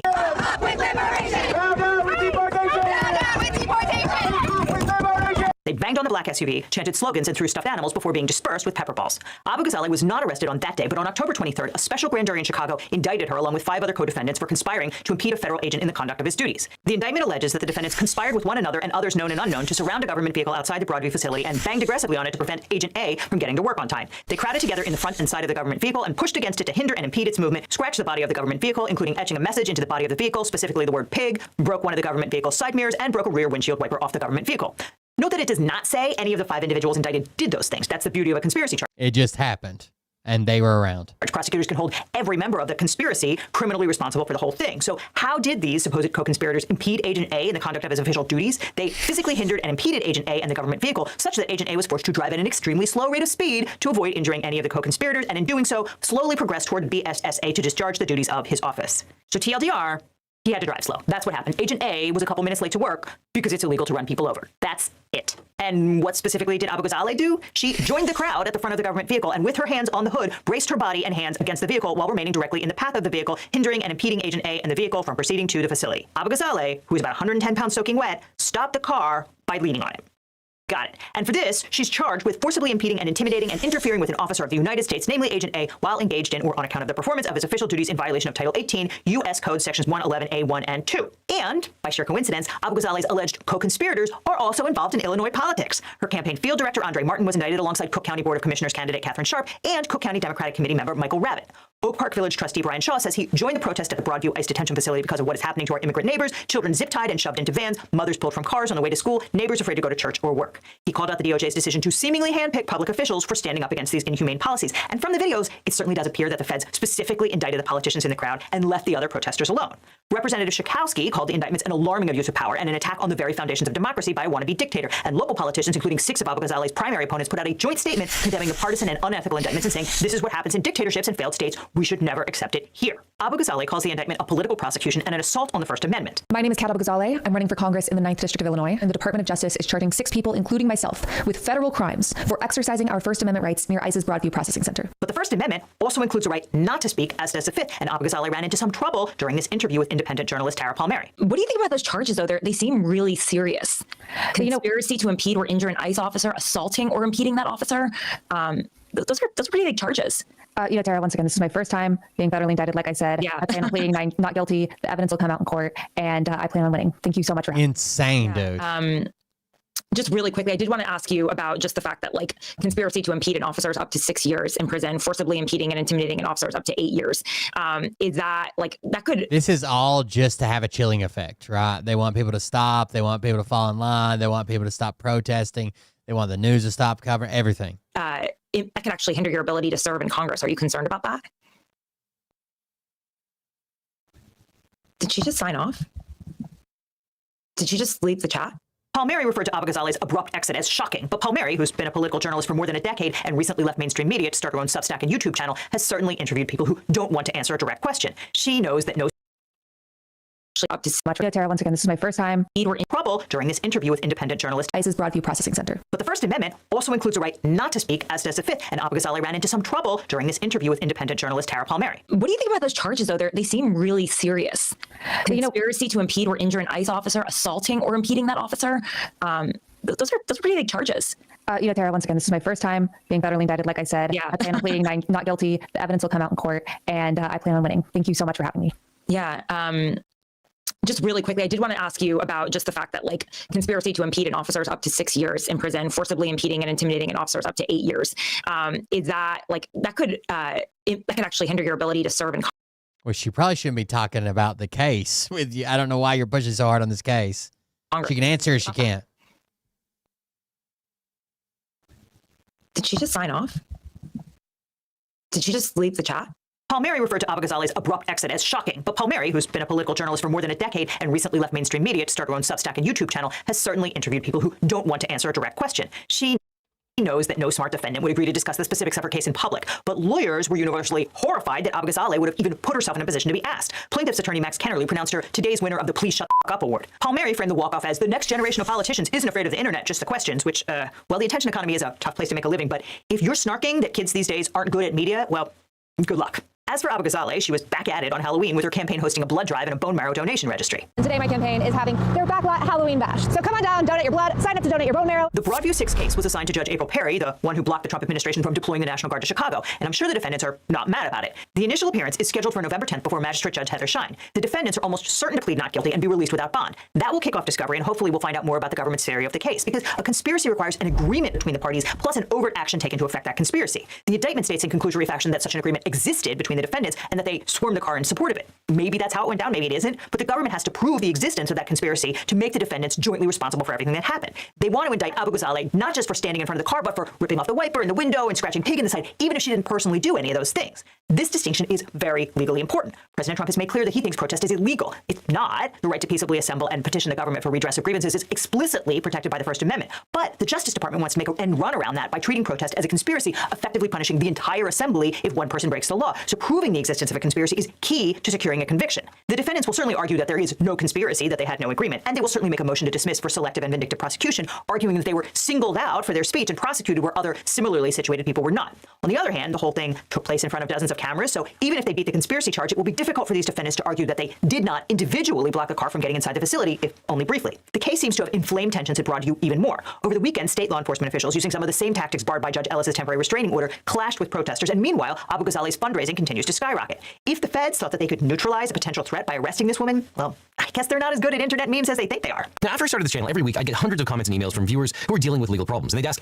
can you help me find a lawyer? How do I know if this attorney is any good? And there's a massive gap in our justice system. Is that people don't know how to find the right lawyer for their specific situation. They're scared, they're overwhelmed, and they end up doing nothing or hiring the first attorney who calls them back. And that really bothered me. So I started— I'll let him do his commercial, I guess. What if we could build a law firm that actually lived up to the values that I talk about on this channel? Transparency, accessibility, and putting clients first instead of chasing billable hours. A firm where you don't need to pay anything up front, and your lawyers only get paid if you do. Need that Eagle team. So a few years ago, I decided to fix that problem. I decided to start my own personal injury law firm. And honestly, it wasn't an easy choice. But I realized I was in this unique position. I had this platform, this community, and the experience. Not to get rich, trust me, there are easier ways to make money than starting a law practice. But we did it because access to justice shouldn't be a luxury. Because finding the right legal representation shouldn't feel like playing Russian roulette with your future. And when you work with my firm, you're not just getting a lawyer. You're getting a team that understands that behind every case is a real person with real stakes. If we can't represent you or you're in a state where we don't practice, we'll take the time to try to match you with an attorney in my personal network of lawyers. A national network of some of the best lawyers in the country who actually specialize in what you're going through, located right where you are, not just whoever happens to be available. So if you're dealing with a personal injury, a car crash, a data breach, sexual harassment, a social security or workers' comp issue, give us a call at the number on screen or click on the link below. Now, I can't represent everyone that watches this channel. I wish I could, but what I can do is make sure that when you need legal help, you have somewhere to turn to that you can trust. So whether it's me handling your case or the incredible attorneys we partnered with, you'll get the same principles of honesty and education that we bring to every video. And if you're dealing with a legal issue and you're not sure where to start, check out the link in the description. Let's have a conversation about how we can help you find not just a lawyer, but the right lawyer for your situation. Because at the end of the day, that's what this is all about, making sure that when life gets complicated, you don't have to face it alone. Which is why when you need a lawyer, you don't just need a legal team, you need the Eagle team.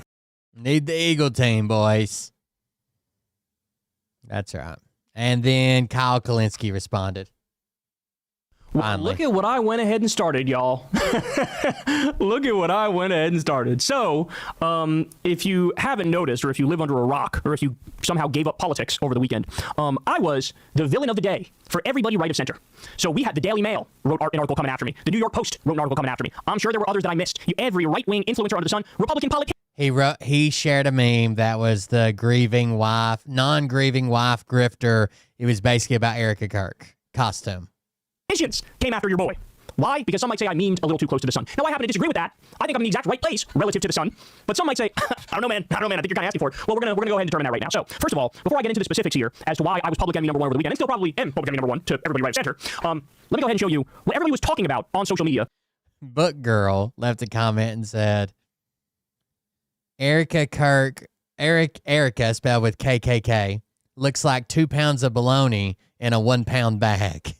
Over the weekend. So, I'm sure you all saw this, but there was some event where J.D. Vance basically filled in at this TPUSA event. It was at Ole Miss, and there were some curious pictures that came out of that event in terms of how close J.D. Vance is with Erica Kirk, Charlie Kirk's widow, okay? So, I'm going to go ahead and turn this over to this short little TikTok video. We'll explain for us exactly what happened and why so many people are talking about this issue. Take a look at this. Holy shit, they are trying to replace Usha Vance with Erica Kirk, because Erica Kirk and J.D. Vance is their Christian nationalist wet dream, and you won't convince me otherwise. What is this? What is this body language? When did we start putting our hands up in the hair of our friends when we hug? Yeah, no, you don't. This is weird. Oh, and then there's this one. J.D., why are your hands so low?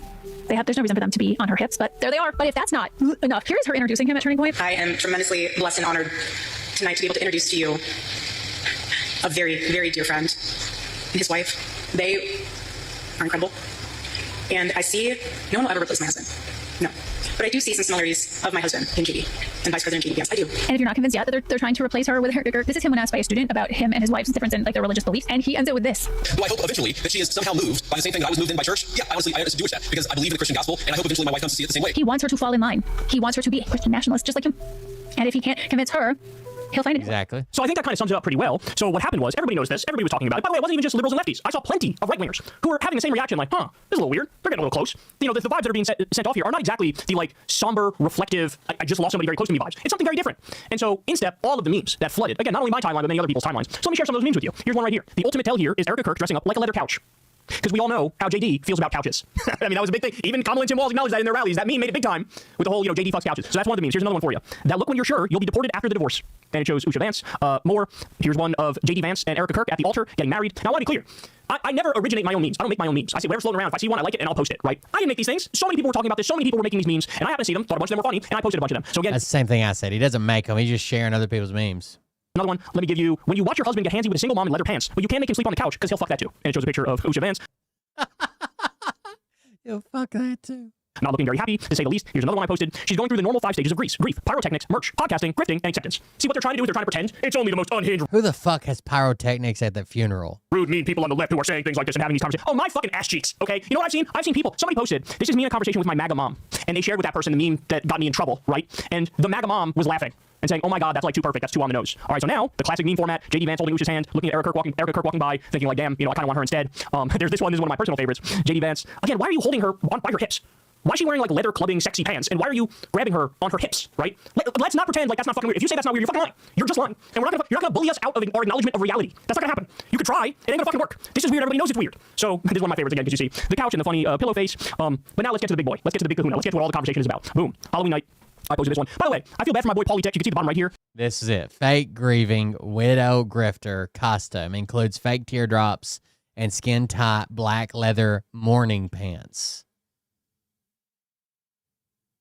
The name on this meme is @PaulieTex, and he makes a lot of fire fucking memes. But, he was not the star of the show, so to speak, over this meme. I somehow became the star of the show. I almost feel bad. I almost feel like it's stolen valor, because his fucking name is right there. And they should be, talking about him. But no, they came after your boy. They came after me. Probably just because the, size of my account or whatever, and the fact that I have a left-wing show. But so I posted this one. It says, fake grieving widow grifter costume includes fake teardrops, skin-tight black leather mourning pants. And it shows Erica Kirk, crying with running mascara, holding a thing full of money as the money falls all over the place. So look, here's the thing. Let's have this conversation. People are asking questions. I'm asking questions, but a lot of people are asking questions. And what are they asking? They're saying, why is she running her hands through JD Vance's hair? Why is she doing that? That is a very, very intimate thing to do, and I'm not sure I've ever seen that happen with people.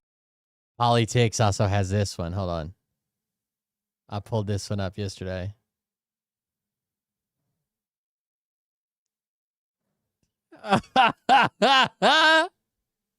Uh-oh.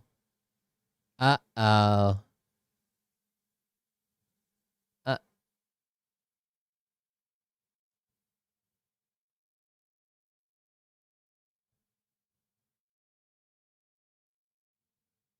Who are not dating, who are not together. Why does he have his hands on her hips? That's another thing I haven't seen unless you're fucking dating. Why is she wearing leather clubbing sexy pants at what's supposed to be just a run-of-the-mill event, and here she is around JD Vance? Why did she say publicly that JD reminds her of Charlie? Why did JD say publicly that he wants his wife to convert to Christianity, throwing his fucking wife under the bus, throwing his wife directly under the bus? Why was her head also on Jesse Waters' chest? That's another thing that happened, which was very apparent and very clear, and everybody had to pretend like it wasn't bizarre as we were all witnessing it. Why did she rush in to fundraise off of Charlie Kirk's murder? That seems wildly inappropriate to me. Wildly inappropriate in that moment. Why did she post creepy videos on social media of her holding her dead husband's hand with him laying in the casket, getting fucking social media clout off of his demise? Are you kidding me? If I was fucking murdered, do you think Crystal would take a picture holding my dead hand as I'm in the carcass and fucking trying to make a social media clout moment off of it? Are you kidding me? That's fucking grotesque, and we're not gonna pretend like it's not. It absolutely positively is. Why were there fucking pyrotechnics at his funeral before she spoke like it was some sort of WWE event, like it was some sort of fucking celebration? Why did she immediately come out and say, I'm going to take over Charlie's position at TPUSA? Don't you think that the overwhelming majority of people, especially if you're torn up psychologically and mentally, wouldn't you say, you know what, I'm going to step back from the spotlight. I'm going to have some time to mourn. I'm going to have some time to reflect. I'm going to have some time to rethink my life. I'm going to have some time to get my shit together since I just lost my fucking better half. No, she immediately jumped in and said, I'm going to take Charlie's position at TPUSA. Why are there videos that are all over social media, and they are, you can't deny it, of her crying, but it's 100% proven there are no tears. She's got the tissue, she's doing the thing, but then you zoom in, there's no tears. Why does that happen? You can yell at me for acknowledging reality, but I'm fucking acknowledging reality, and everybody knows it. Everybody knows it. Why is she hopping in front of every camera? Why is it that she's putting herself front and center, but then getting mad when people react? See, this is my message to conservatives. You can't have it both ways. You can't make her deeply political. You can't put her front and center. You can't put her at the head of TPUSA. You can't put her in front of every fucking camera and microphone in existence, and then get mad when we react to it. That's not how it works. Either you're in the game or you're not in the game. Either you're in the game or you're not in the game. So understand something. This was not just me. This was half the internet. This was even many right-wingers. And so the fact of the matter is this. Why are they mad? They're mad because I'm right. They're mad because I'm right. They're mad because I hit a nerve. I hit a nerve because they know I'm getting at something real. That's why they're pissed off. They do not like it when a lefty tells the truth and hits a nerve on their side. They do not like it. They do not like it. Now let's get into some of the specifics here. Here's the New York Post article. Left-wing podcaster sparks outrage with meme depicting Erica Kirk as fake, grieving widow grifter. And then they use a picture of me a Polygon. Here's the meme right here. Okay, so who hopped on the fun? It was every right-wing account you could fucking think of. Clutching their fucking pearls, falling on their fainting couch, pretending, oh my God, this is so unacceptable. This is so mean. This is so... Have you no decorum? Have you no civility? People like Mike Lee said that. How would the media respond to this post had Charlie Kirk been a Democrat? Mike Lee said. To which I responded, shut your snowflake bitch ass up. Edgy jokes are fine for you, but not for leftists. Based on Mike Lee votes for endless wars and stealing healthcare from 17 million people. But I'm the problem. Fuck you. Retire, you cunt. And what did I share with him? I think people are overreacting to the Erica Kirk thing. Look at this. Jackie Kennedy.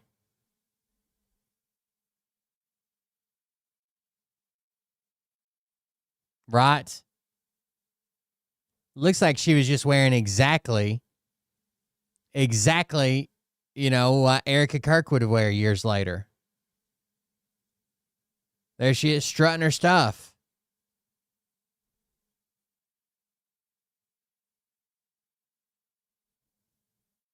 That's what grieving widows wear. Okay? His own everybody knows it. Not long ago, this was in the summer. You had Melissa Hortman, a Democratic politician, get murdered by a MAGA terrorist in Minnesota. And what did this asshole do? He said Nightmare on Wall Street and posted the guy who murdered Melissa Hortman. I get to joke about murder. You don't get to make fun of Erica Kirk. I'm done with you. I'm done with your fake outrage. I'm done with your nonsense. Guys, let me explain something to you. This is the world that these motherfuckers wanted. This is the world that these motherfuckers wanted. You guys want, fuck your feelings, bro. We're edgy. We don't give a fuck. We're offensive. We don't give a fuck. I love liberal tears, bro. I'm drinking liberal tears, bro. Well, guess what? Now I'm playing by your fucking rules. Deal with it. You thought that all of us on the left, every liberal, every leftist, who's from now until the end of time, gosh golly, when they go low, we go high, and we're gonna do that forever. Even if you spit in our face, even if you smack us, even if you fucking hit us with a spiked metal bat, even if you fucking gun us down. No, you fucking assholes. Now we're playing by, okay, no decorum, no decorum. No civility, no civility. You wanna go back to a world where it's civility and decorum, everybody holds hands and sings kumbaya, we're all Americans, all that stuff. Fine, but you fucking start. You wanna know why? Because you fucking started it down the bad path. So you wanna show us the way back to enlightenment? By all means. I'll fucking follow you. Everybody on the left will follow you there. We never wanted to be in this place. We're a fucking bar fight at 4 a.m., right? We never wanted to be no civility, no decorum. Everybody's a fucking asshole in politics. But here we are. You started it. So what am I gonna do? Lay in a chalk outline myself and let you guys fucking call us every horrible thing in the world, tell every fucking crazy joke in the world, but we're not allowed to respond? Go fuck yourself, bro. Go fuck yourself. I'm not playing this game, and nobody on the left is ever gonna play this game again. So one of the things you see the most of, like the most consistent theme is this man is evil, this man is demonic, this man wants you dead. Well, first of all, let me just say unequivocally, no, I don't want you guys dead. I don't want you guys dead at all. The fact of the matter is, yes, I fucking hate you. I despise you. I think you're a piece of shit. I want to be nowhere fucking around you. But I also want you to have healthcare. I also want you to have college. I also want you to have trade school. I want you to make a living wage. I want you to have a life full of dignity. I want you to be able to fucking retire and be able to live an okay life. That's what I want. That's the difference between me and you. You actually want us dead. I don't want you dead. I want you to have a good life. But I also want you to shut the fuck up and get away from me because I don't like you, right? I'm honest about that. But I also want you to live a good life. So that's just not true. But to the demonic and evil thing, this is the one that really fucking sends me, because the same day, the same fucking time, the guy they support is having a roaring 20s Gatsby party with billionaires all around him. At the same time, he's starving 40 million people by freezing the food stamp. Mar-a-Lago had a Great Gatsby party, basically, while starving people. Like, it's insane. Money. They got nothing to say about that. In fact, they support that. They like that. They support that. They love that Trump is starving 40 million Americans, including 18 million kids. That's not evil to them. That's not demonic to them. A fucking left-wing shitposter making a joke is demonic to them. Fuck right off. Fuck right off. Understand something. Right now, there are 1 million government workers. They've been working for over a month, and a bunch of them are still showing up for work, and they're not getting paid.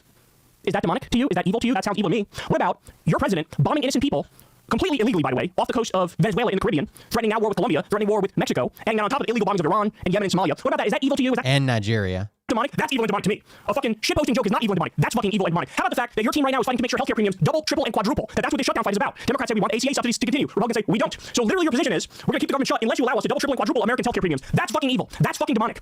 You assholes supporting a genocide in Gaza, armed and funded by us and our tax money. That's fucking evil. That's fucking demonic. Trump literally just pardoned a guy. I'm not kidding about this. It sounds fake. It's totally real. Trump just pardoned a guy, CZ, who was laundering money for Al Qaeda.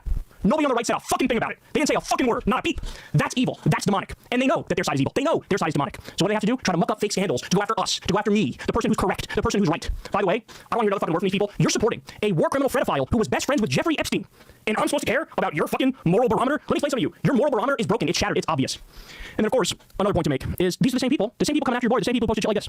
Got my Paul Pelosi Halloween costume ready, and it's fucking making fun of Paul Pelosi being assaulted nearly to fucking death. But they had no problem with that. They were laughing, they were giggling, they were having a good old time. How about this one? They would laugh at George Floyd memes, Rittenhouse memes, Paul Pelosi memes, All Lives Matter shit, driving into protesters. But God forbid you make a joke about Erica Kirk, you are public enemy number one. I just want to remind everybody, That's true. The same day they were coming after me, there were, I believe, at least 4 conservative influencers on Halloween who were doing blackface. They were doing blackface. That's fine. 100%. That's cool. No problem there whatsoever. But Kyle is public enemy number one. How about the fact, the same day they were coming after me, they made a big stink about a bunch of teachers who were wearing a white shirt that said problem solved and it had blood stains on it. And they went on this cancel mob where they tried to say they're making fun of all these teachers are making fun of Charlie Kirk's death collectively and his murder collectively. None of them were doing that. In fact, they wore the shirt the year before as well, before Charlie Kirk was. Even when they found out he wore it the year before, they still said, "Oh, well, you gotta, read the room and know it's inappropriate this year." Not everybody thinks about Charlie Kirk, dude. We didn't worship the guy. We're not fucking thinking about him. We buy Halloween costumes. This is a shirt that's been in Halloween stores for fucking ever. The joke is problem solved, but there's blood on the shirt saying like, okay, the problem was they wanted to get rid of a body, murder somebody, and they did, right? Has nothing to do with Charlie. But they pretended and made it about Charlie so they could ruin these teachers' lives. And I'm the fucking evil one. I'm the fucking evil one. I am. And then finally, I actually want to read for you because I feel like this. It's funnier for a math teacher to wear that shirt than it is for a regular person to wear that shirt. But they sell that shirt for regular people to wear for a costume. It's even funnier that math teachers are wearing it because it works on 2 levels, right? Math problem solved. Is very well said. There's this guy by the name of Richard Spencer. Richard Spencer used to be a hardcore white nationalist. He was literally the founder, or one of the founders of the alt-right in around 2016 when it came to prominence, 2017. And Richard Spencer's an interesting guy because in many ways he's sort of de-radicalized since then. He's no longer this hardcore white nationalist. And so he actually tweeted the following. He said this, quote tweeting my edgy meme, and he said this: "Edgy humor, no doubt, but appropriate. Those self-righteously attacking Kyle for posting memes are doing so because they know it hits the target. Erica is not a private woman asking for space to grieve. She's posting photos of herself and Charlie's corpse on the gram. She's giving speeches with pyrotechnics. She's appearing on podcasts, blessing politicians, wearing skin-tight leather while weeping. In other words, she's made herself a target for criticism and satire. The Kirks are not holy and beyond reproach. Treating them as such is ridiculous." That's exactly right. And the final point I want to make is this. This is the final point I want to make. And this one's actually the most important point in many ways. Donald Trump and Republicans. Here's what they've called Democrats over the past however many years in the Trump era. Here's what they've called Democrats. The enemy within. Scum. Terrorists. Vermin. Radical. Lunatics. Demonic. Evil. Fascists. Marxists. Communists. Garbage. The enemy of the people. Treasonous. Animals. Degenerates. Jew haters. And lowlives. Let me repeat this. This is the politics you wanted. You wanted this politics. So now, when we play by the rules that you fucking laid out, you need to sit there and shut the fuck up and fucking take it. Hey, y'all, do me a favor and like and subscribe. It helps out big time in the algorithm. Click the bell as well for notifications when videos drop. And watch that video on screen right now. You want to. And last one, I think. Did you guys hear about Nancy Mace in the airport freaking out, calling the police incompetent and shit? Who work in an airport. We got some big, frankly disturbing news where Nancy Mace apparently berated, cursed at, and was so apparently she was trying to coordinate at an airport. Let me just police to be at the airport for an escort, and they said they were there, but then they weren't there, and they thought they were looking for a white BMW, but she pulled up in a silver BMW. She freaked out on him, called him incompetent, tried to pull the VIP, do you know who I am kind of deal. Just remind you that folks who work in an airport now are doing it without any pay. And so Nancy Mace isn't only not helping to make this situation better by, just staying in D.C., trying to figure out how we can make the government run again, but also she is making it worse by harassing airport employees. Nancy Mace says here, cursed, berated, and confused cops in the airport meltdown, police report says. And this, can I say, biatch? This biatch is running for governor. This is not someone we want to be governor of any state, let alone South Carolina. So South Carolina, if you're paying attention, whether you're a Democrat or a Republican, this is not the type of leadership you want. You're going to see why. Nancy Mace, the South Carolina Republican congresswoman, unleashed a tirade against law enforcement at the Charleston International Airport on Thursday, Wired has learned. I hope that it's Wired reporting on this because Wired is technically a technology magazine, but regardless. According to an incident report obtained by Wired under South Carolina's Freedom of Information Act, Mace cursed at police officers making repeated derogatory comments towards them. You let me know what you think Nancy Mace was saying in the comments, because derogatory could be a lot of things, but I have some ideas. The report says that a Transportation Secretary Administration supervisor told officers that Mace had treated their staff similarly and that they would be reporting her to their superiors. According to the report, TSA was even like, hey, we're not even getting paid right now, and this bitch is going to come in here and cuss us out. Officers with Charleston County Aviation Authority Police Department were tasked with meeting Mace at 6:30 a.m. to escort her from the curb to her flight and had been told that she would be arriving in a white BMW at the ticketing curb area around 6:35. The report says they were told she was running late. They never saw the car arrive. Shortly before, they were told she was running late. They never saw the car arrive. Now, she's got text messages that said, I told them I was in a silver one, and they said they were there ready for me. They could have been there ready for you, but they didn't recognize your car or didn't see your car. That doesn't mean anything, right? This is such a simple mix-up. Before 7 a.m., the report stated dispatch told the officers that Mace was at the entrance for the known crew member program, a trusted access lane with a smaller checkpoint overseen by the TSA and intended for flight crew members. When officers quickly located her, according to a supplemental incident report filed by one of the officers, the congresswoman immediately began, God damn it, loudly cursing and making derogatory comments to us about the department. She reportedly stated we were fucking incompetent and this is no way to treat a fucking U.S. representative. The report states. We were fucking incompetent and this is no way to treat a fucking U.S. representative. As officers escorted her to her gate, according to the report, she brought a South Carolina Senate colleague into the fracas. She also said, we would never treat Tim Scott like this. She says, one officer tasked with escorting Mace says in the report, the entire walk to gate B8, she was cursing and complaining and often doing the same into her phone. An officer writes in the report, in the main incident report, an officer. So she was talking to someone on her phone. And she's like, you won't believe what these incompetent pieces of shit did. Like she's not technically addressing them, but it's like berating them again and again because you're on the phone while they're still around doing the exact same thing, but pretending like you're just telling somebody about it. notes that Mace was yelling into her phone, either on a phone call or dictating text messages. After standing in the vicinity of B8 for several minutes with her continuing her tirade, she finally boarded the aircraft. According to the report, he, quote, stated he was in disbelief regarding her behavior. He implied that our U.S. representative should not be acting the way she was. I will say, we're going to keep going on this. A couple things come to mind. One, when you have power and authority, there are two ways you can act. You can act like Nancy Mace did, which is awful, or, and I just understand if you have the power of your position, the privilege of the position Nancy Mace is in, why wouldn't you just be nice? Just be nice. I think it truly is because the evil that they are doing just rots them from the inside, and they know what they're doing is wrong, so they have to project it outward, that everyone else is the problem. They couldn't be the problem. Everyone else is. I'm so nice to service workers. I am so nice. Thank you. I tip extra, and I just cannot imagine treating anyone like this. Anyone, especially when they're not getting paid. All right, let's keep going. The report goes on to state that officers checked with the TSA supervisor who told the officers he was very upset with how she acted at the checkpoint. The officers, the supervisor. So two separate, like the cops complained, and then they went to, because the cop complained, they went to TSA and they're like, did you have an issue with this woman? And they're like, oh yeah, like we were upset with her unacceptable behavior and we're reporting her to our superiors as well. So two separate agencies verified that she was acting like this. According to the report, told the officers that Mace had, quote, talked to several TSA agents the same way and that they would be submitting a report to his superiors about her unacceptable behavior. TSA agents are, as I said, not being paid. Quote, apparently simply arriving at an airport now makes for a worthy headline. We are forced to take the Congresswoman's safety extremely seriously after the world watched Charlie Kirk's assassination. This is her staff speaking. The threats against her have only intensified. Our security procedures are based solely on legitimate safety concerns, and any attempt to politicize this reality is both dangerous and reckless, said her director of operations. Today, again, no one's saying she shouldn't be safe and she shouldn't get all the security she needs, because that is a real thing that's happening right now. There's no need to treat anyone the way that she treated them. On X, Mace appeared to address part of the story by writing, for the fake news, this is the entrance all... Let's say they did fuck up or whatever, right? Just get a hold of them and be like, okay, I'm at this gate in this car. Are you guys, I thought you guys were here already. Oh, you're not? You'll be here in 2 minutes? Okay. Members of Congress use at the airport. Are you going to write that Senators Lindsey Graham and Tim Scott use the same entrance or no? Someone did say that any other person in the airport acting and talking the way she did, our department would have been dispatched and we would address the behavior. She definitely would have been put on a no-fly list, for sure. She is unhinged. That is and she's complaining about that. They were like, well, she used an entrance that we didn't expect her to use. And she's like, well, Tim Scott and, Lindsey Graham use this entrance too. Unhinged way to act, and I truly think, like, if she's acting like that in public, what is she acting like in person? We got some comments here on Blue Sky. Remember when she went unhinged because the guy in the makeup aisle asked her if she was going to do any more town hall meetings because he had some questions for her, and she like freaked out and claimed that she was being harassed by a radical lunatic leftist. Or back to Blue, right? Yeah. If she does not care about anyone but herself. Nancy Mace ending up on a no-fly list would be funny. As I said, that would be a funny outcome. It's not gonna happen. Would be a funny outcome. Federal employees aren't getting paid. Your SNAP benefits are held hostage, and they're ending your ACA subsidies. But won't someone? All right, she responded, kinda.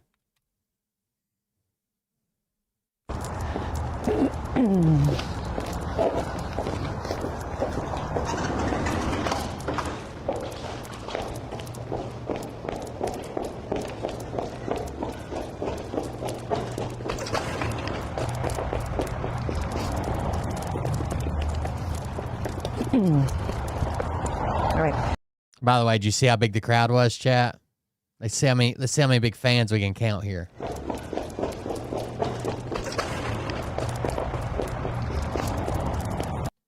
One, two, three, 4, and 5. And 3 of them are operating cameras. All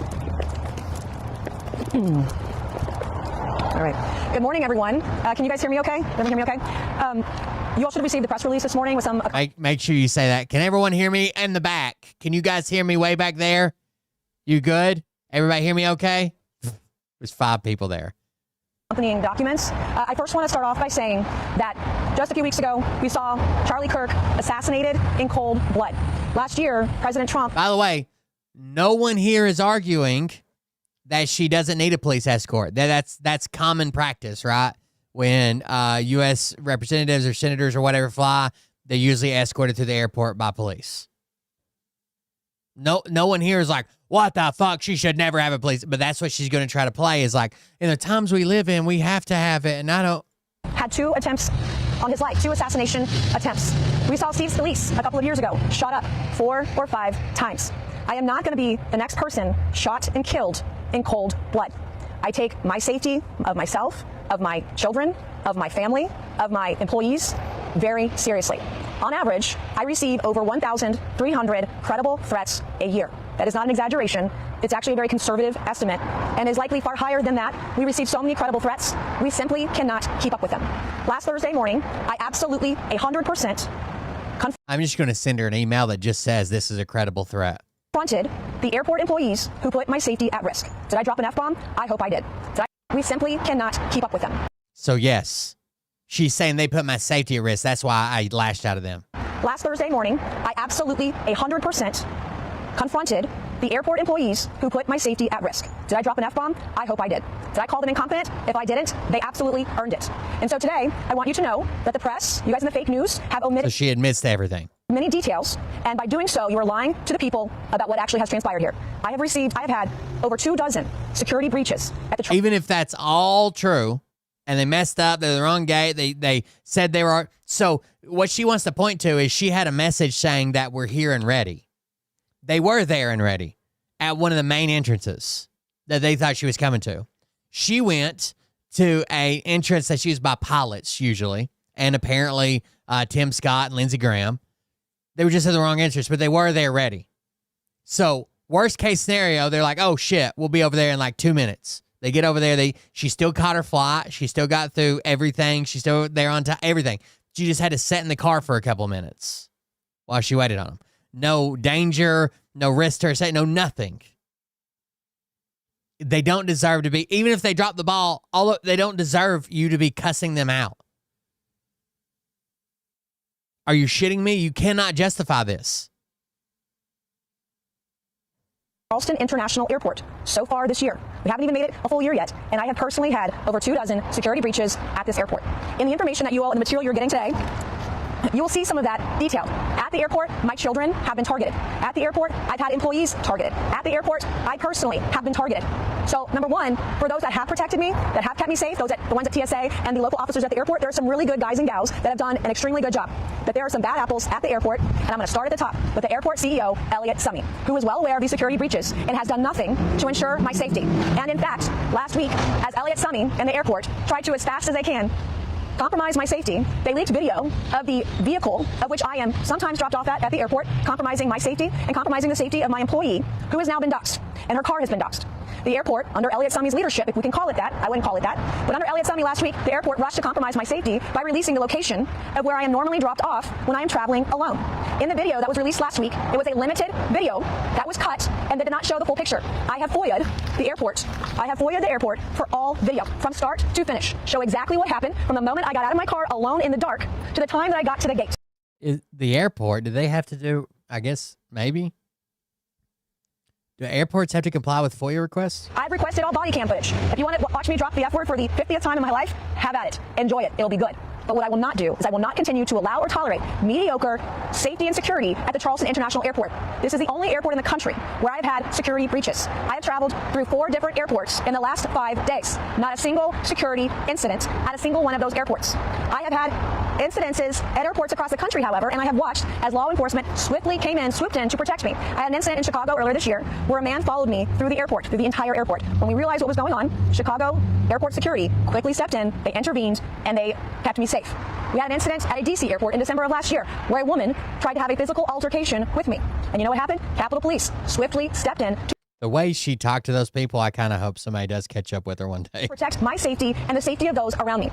These incidences have multiple witnesses. We have well documented these things. I will not sacrifice my safety for Elliot Summey's laziness, for his incompetence, and those who work for him who refuse to keep people safe. I am very concerned. Yeah, right on the edge of the road. You're right. What else is going on at the airport from a security operations standpoint? The other thing I want to mention is that these incident reports are almost always used only for people who commit crimes.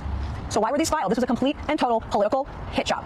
And if cursing is a crime... Almost always, no. They're used for anything out of the ordinary that they feel like they need to document because, you know, it might come back or they might need more information about it or it might show a pattern or something. Incident reports are not just filed. Basically, a cop will always try to get your name and driver's license even when you don't commit a crime. If he gets called out for something that's not a crime, they still try to get your info. Oh, I just need to log it. That's an incident report. Then myself and all of you watching this morning should have been arrested a very long time ago. I am not going to apologize. If there's an incompetent government employee at the airport who's expecting an apology this morning, you are not going to get it. My safety and the safety of my family and my employees when we are traveling in high-risk situations is going to be paramount. The other thing that we are doing this morning is you will see in your press packet. What is a high-risk situation? I mean, you're just traveling in today's environment. What is the high-risk situation you're referencing? Just being a politician and traveling? We are releasing some text messages between airport. Were you on the way to like fucking do like a kidney transplant or some shit? I don't. security and my staff. We are also releasing some text messages between myself on my personal device and airport security. You will see multiple times over that they have acknowledged their failures in keeping me safe. They have acknowledged multiple times they did not show up to keep me safe. You will see in the video on Thursday morning, it was dark. No one was there to pick me up and escort me. I was alone. It is a huge safety concern, and I'm not going to tolerate that kind of behavior. I think this is the video they leaked. Or put out. Alert in the Low Country. South Carolina Representative and candidate for governor Nancy Mace is now addressing concerns about a recent encounter that she had at the Charleston airport. Mace is accused of cursing at TSA agents. Now, this is brand new video from overnight. So that's her pulling up in the silver BMW, not a white one. Getting there to the Charleston International Airport. According to a police report, officers were told she would arrive in a white car, but instead she showed up late and in a different colored car. The report says Mace was very irritated and called the TSA agents, quote, incompetent. A spokesperson for her campaign says Mace was complaining because safety concerns and recent death threats have come her There she is berating them in the top corner. way. And a new statement released this morning, Mace is calling for accountability at the airport. Behavior. The other thing that you all are getting this morning is the TSA memo. And the TSA memo, which is an internal memo, we have done something we don't normally do, which is share some of the threats that we have received, both myself, my family, my sovereign citizens. In the last year, the number of threats that we have received has grown exponentially. In the last 3 months, we've seen extremely disturbing behavior. 5 of my employees in the last 3 months, Dude, I get threatened all the time. God damn. Move the fuck along. 5 of them, there have been 10 flat tires flattened here in Charleston. Most of the tires were flattened via a broken valve. I've never seen anything like it in my life. I've never had 5 employees have 10 flat tires at any point in my tenure.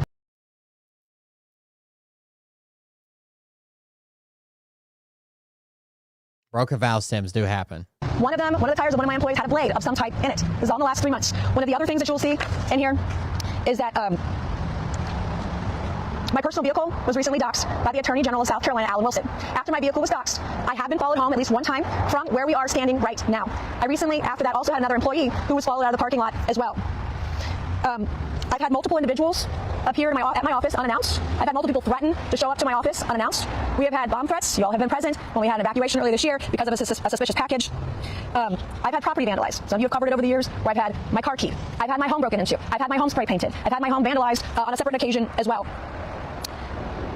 I was physically assaulted at the Capitol in December of last year. One of the people that cheered it on when Paul Pelosi happened and made a big joke about it. There are multiple videos that we have put out and released that show people explaining how they want to murder me in quite vivid, bloody detail. I have released audio messages over the years of some of the threats that I have received. We have brought these concerns to the attention of the airport multiple times. We brought these concerns to TSA multiple times, and I am grateful to the leadership of the TSA who has worked with us to ensure that we improve the safety concerns that we have while I'm traveling. So I'm requesting immediate action today from the Charleston International Airport and TSA. I want an immediate review of security protocols at Charleston International Airport for members of Congress, their authorized staff and employees, and their children. I want formal coordination between TSA, the Capitol Police, and DHS to ensure that travel procedures reflect the elevated level of security risks and threats that I have received. I can't wait to see the body cam. A single point of contact within TSA for ongoing Fuck security this coordination bitch. with our office. I want a personnel review of any federal employee who has participated in compromising my safety. I want a formal review of airport staff and employees who have compromised my safety over and over and over again. More than 24 security breaches so far at the airport this year. And lastly, regardless of the threats that I receive, regardless of safety concerns and protocols, I have always operated at 1,000%, despite the harassment, despite the death threats. If I wrote an incident report for every time someone cursed at me to give me feedback, we would run out of paper. I think that this is clearly a political hit job, and we need to spend more time securing the airport than attacking a hardworking conservative member of Congress. And with that, I will take any of your questions. There's no reason to cuss at these people. I don't care what happened. I don't have it in front of me, but in the text messages that you'll see, for example, the airport employees said they were looking for a white vehicle. That is wrong. You'll see in the text messages that we very specifically said we would be in a gray vehicle, and we were very specific on our arrival, what time we would be arriving. So the arrival time that they claimed was incorrect. The vehicle they said they were looking for was incorrect. When I came into the airport on Thursday, I was literally the only vehicle getting out at that time. There were no airport security upon my arrival outside the airport entrance where I enter, and there were no security inside the airport where I enter. And what you'll see in the video is that I patiently waited. I asked TSA for help Thursday morning, and TSA was very helpful. They were confused. I was confused, but they were very helpful in trying to figure out who was there. No one knew at TSA what airport security were there. there. And so they did try to scramble and help me identify who was there and request assistance. Now, the crew member entrance, I think there was something in the incident reports about that as well. In the press release this morning, we've also provided TSA's official policy for federally elected officials that we do enter through the crew member entrance. That is standard operating procedure. There's nothing odd about that. There's nothing unique. I was not denied that. But because of TSA's rules, I can't just walk through flippantly. Like, you have to have a security escort, which is why I was waiting at the TSA crew member checkpoint, because that's where I enter. That's where all federal officials enter. And that's where we go, and that's the policy. So Wait, did they dox where you come in, or is that where all federal officials enter? And it's public knowledge that that's how they operate. Waited. I asked for assistance, and the TSA employees at the airport Thursday morning were very helpful. What's the other? I don't have it in front of me. The incident report. Am I missing anything else in terms of some of the information that was incorrect? So they stated over 6 times in the incident report that they were looking for a white BMW because that's what they said that they were writing. And you'll see in the documentation you were provided this morning, that's completely inaccurate. Whether that's intentionally a lie or a false statement or they're incompetent, I don't know. But we were very clear on what vehicle, what time, where I would be. The other thing I want to mention is that they have repeatedly compromised my safety by releasing the video of the vehicle that I was in, doxes that vehicle. They also released the location of where I get dropped off. So the irony here that this is an airport trying to keep me safe and secure when they are actually compromising my safety and security is egregious. It is unforgivable. And when I'm governor, if there is a government employee or a government worker or here's one of the things, one of the reports. At about 0600, Sergeant Agasta told me and Officer Southers to escort Rep Mace from the curb to her flight. We were told she'd be arriving at 6:30 in a white BMW. At about 6:20, Officer Yanko also joined us waiting in the ticketing vestibule looking for a white BMW. At about 6:35, we were informed she was running about 10 to 15 minutes late. We maintained our position in the ticketing vestibule. Continued to watch for a white BMW. A couple of times, I stepped outside because I saw a white vehicle that I was uncertain of the make and wanted to confirm it was or wasn't Rep Mace. We never saw a white BMW approach. Shortly before 7, our dispatch stated Rep Mace was at the TSA KCM entrance. Less than a minute later, we arrived at the KCM line. So 1 minute from being told to back and going back. And she immediately began loudly cursing and making derogatory comments to us about the department.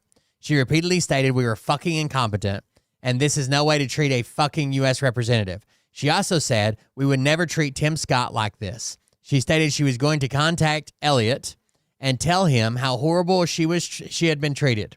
The entire walk to gate B8, she was cursing and complaining and often doing the same into her phone. After standing in the vicinity of B8 for several minutes, with her continuing her tirade, she finally boarded the aircraft. After the aircraft departed the gate, the American Airlines gate agent approached us and stated he was in disbelief regarding her behavior. He implied that a U.S. representative should not be acting the way she was. We cleared from B8 and returned to the TSA checkpoint where we briefly talked with TSA Supervisor Johnny Lynch. He stated she also talked to several TSA agents the same way, and he was very upset with how she acted at the checkpoint. He stated he would be submitting to his superiors, a report to his superiors about her unacceptable behavior. A few minutes later, I reviewed the video of the curb about the time TSA stated she arrived. I never observed a white BMW, but after watching numerous camera angles, I noticed she was dropped off in a gray or silver BMW, not white, at the Atrium crosswalk at 0651. Any other person in the airport acting and talking the way she did, our department would have been dispatched and we would have addressed this behavior. She should have been removed for disorderly conduct. A government executive like Elliot Summey, who is incompetent, who is lazy, who puts people's safety at risk, you will be fired on the spot. I have no tolerance for mediocrity. I have no tolerance for people who refuse to do their job. And yes, I will absolutely 100% call you out for being incompetent. That is a fact. I have done it multiple times over, and I will do it again if I have to. And when I'm governor, if I find a single government employee who's incompetent or corrupt or lazy, you're going to be fired. You did not have the usual security waiting for you outside the curb. Why did you get out of the vehicle instead of contacting? We did contact airport security where they refused to answer the phone calls and text messages. So you'll see some of the text. There's some text finally, but you'll see missed phone calls where we tried and attempted to call security. You will see airport security, I believe, apologize for not taking the phone calls, but I also had a flight to catch. And so my thing was when and again, we've had over 24 security breaches at the airport. When this happens, I usually go to the TSA checkpoint because at least there's somebody there, and I go and I ask for assistance and I ask for help. When airport security, when Charleston International Airport is not responding to me or my employees, we go there and we ask and request assistance, which is what I did Thursday morning. I requested assistance from multiple TSA agents and also another security guard who was there who had one of the drug dogs there. I did pass by somebody and I did ask for his help. I said, hey, can you call down the security? We're not, no one's responding to us. I need to get through and appreciate the assistance. So everyone said that they would try to find them, but it took several minutes, and that's not okay. This is the only airport, and I'm the only elected official that I'm aware of that has been targeted by the airport and has these kinds of security breaches. There's no other airport in the world where I have had this kind of thing happen. And I flew through 4 airports in the last 5 days. Everything went on without incident. Everybody was there. Everyone, all the police and law enforcement did their job that they were supposed to do. It went extremely well. So this is unique to this airport. It is unique to me, and it will not be tolerated, which is why I'm demanding a personnel review. She's freaking out on the incident report because they put the incident started at 6:20. Date and time of the incident at 06:20. But I think that's when they first received the call. That's why they started it then, because it's an ongoing incident. And then as the victim listed on the incident report, they put society. But that makes sense if it was like a disorderly conduct type thing, right? There's no particular victim. It's everybody around that's in the public or in the airport or around this shit that's going, like,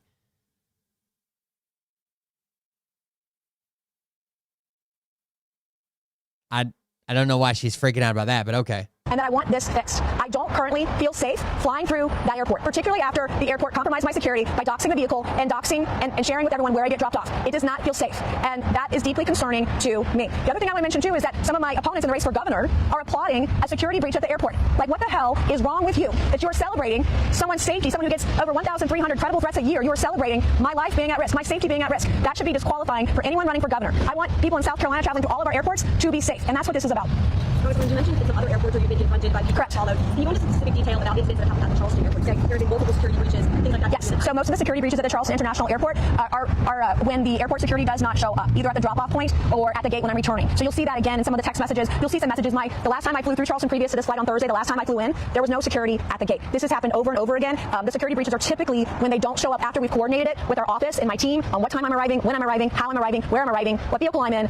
For security reasons, we change and alternate the vehicles that I travel in. So because Alan Wilson doxed my personal vehicle, we're very careful about what vehicles we use, where we use them, how they use them, because of the security threats. And so now I've got another vehicle that's been doxed. I mean, I can't go buy cars for everybody. I mean, it's ridiculous, and it's not happening to anybody else. It's just me, and I want to know why. Can you be specific on, or can you just clarify who it is that you're calling incompetence, who needs to review? Right? I think I've been very clear. Staff, or are you also criticizing TSA, who, as you know, right now are not being paid?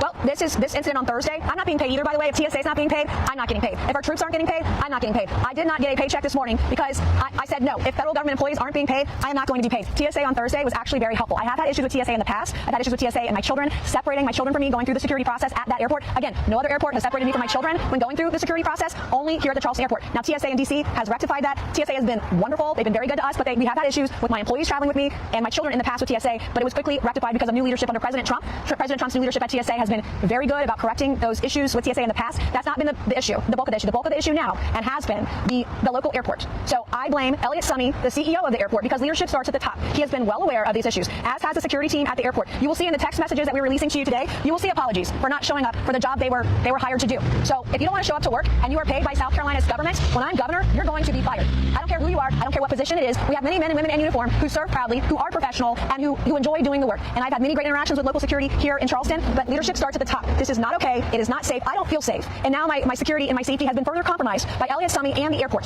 They have doxed where I get dropped off. They have doxed vehicles, the vehicle that I was in on Thursday, and they have severely and significantly compromised my safety, and I'm not going to tolerate it. So you don't think this shutdown has anything to do with the, miscommunication on their end at all? No, this was strictly the local airport, and it has been for some time. Again, if I've had an issue with TSA in the past, TSA has very quickly rectified it and corrected and made it better. Like, they have been wonderful. This is strictly the local airport. It is the only airport in the world where I have these kinds of issues, and I'm the only person that travels through this airport that I'm aware of that has these kinds of issues. So when I say that, does it feel targeted? Absolutely. But am I going to sit here and take it like a doormat and be walked all over? Absolutely not. I will not. Congresswoman, you've used the language doxed. Some folks may not know what that is. What is the reasonable expectation of privacy if you are a public official, you are campaigning across the state, even the country, as you run for governor? Where's that delineation of someone documenting something that anyone can see, a reasonable expectation of privacy versus doxing? Well, I see it as, if I show up somewhere, you're free to film or photograph. People do it all the time. But there is an inherent risk to my safety when it happens. And to have the airport actively participate in compromising my safety, I find extremely egregious. So, to have the Attorney General, again, compromise my safety, and that there has been fallout from it. I have been followed home in my personal vehicle in the weeks after Attorney General Alan Wilson posted my vehicle all over social media. So it is a problem. Obviously there's a balance here, and I'm not filming, whatever. I don't know what people's obsession is with filming me or photographing me. Have at it. But it does compromise my safety. And that's why I'm doing this press conference this morning, to point out and place some blame here. I want accountability. For those who have compromised my safety, they should not have a job at the airport. If the airport leadership won't protect me, they need to be replaced by individuals who will. And I, furthermore, am very concerned about the overall operations of security at the airport, who can't do a very minor executive detail. Like, if you can't show up to do a detail, what else are you not showing up to do? This isn't hard work. And again, it's only a handful of people, and I blame the top, starting with Elliot Summey. So are you saying you'd like to see those 2 or 3 aviation authority officers that were assigned to escort you, you'd like to see them disciplined? I want a review of the behavior. I want to know what's going on, which is why I am FOIAing the airport for everything. They selectively release video, not all of the video, but only selected portions of video that show me waiting at TSA. It says nothing. I want everything. everything. And I want to know why this continues to happen. I want to know why it's happened more than 24 times this year. I've had security breaches at this airport alone, and I want to know why. And anyone who's responsible for these security breaches needs to be fired. 100%. You also said that leadership starts at the top. Correct. Can be true at once, Congresswoman. Real frustrations and concerns about security, but also the way you behave. Why are you not apologizing for the way that you behave on this? Okay. I have just said it till I'm blue in the face. My safety has been put at risk over 24 times at this airport. I am frustrated. I am absolutely pissed off.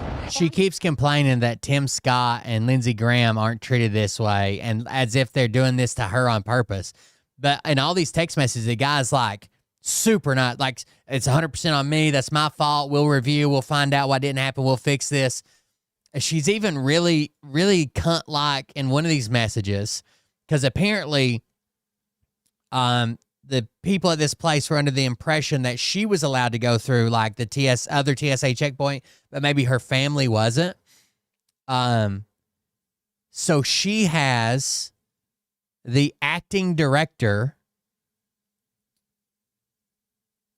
of something. Hold on. I'm still going through it. She has the acting director reach out to this guy's boss. And it's like, just letting you know the acting director is going to be calling then. And he's like, okay, here's his number and how to get a hold of him. Like, I don't know. It's so wild how fucking crazy this bitch is.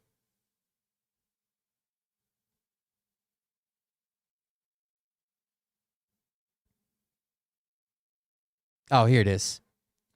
Someone says, so the person she's texting, which I guess is like the head of the airport security there, says, Miss Mace, ? She says, Sergeant Sullivan, this is Congresswoman Mace. We confirmed with the acting director of TSA today that when I am escorted by security, I can bring my family and staff through with me. Do you need this in writing from the director of the TSA? Does whomever is the head of TSA in Charleston need to get a call from the acting director of TSA? Now, clearly that's a threat, right? Do you need to get a call from the acting director of TSA? And then she says, oh, by the way, good afternoon, sir.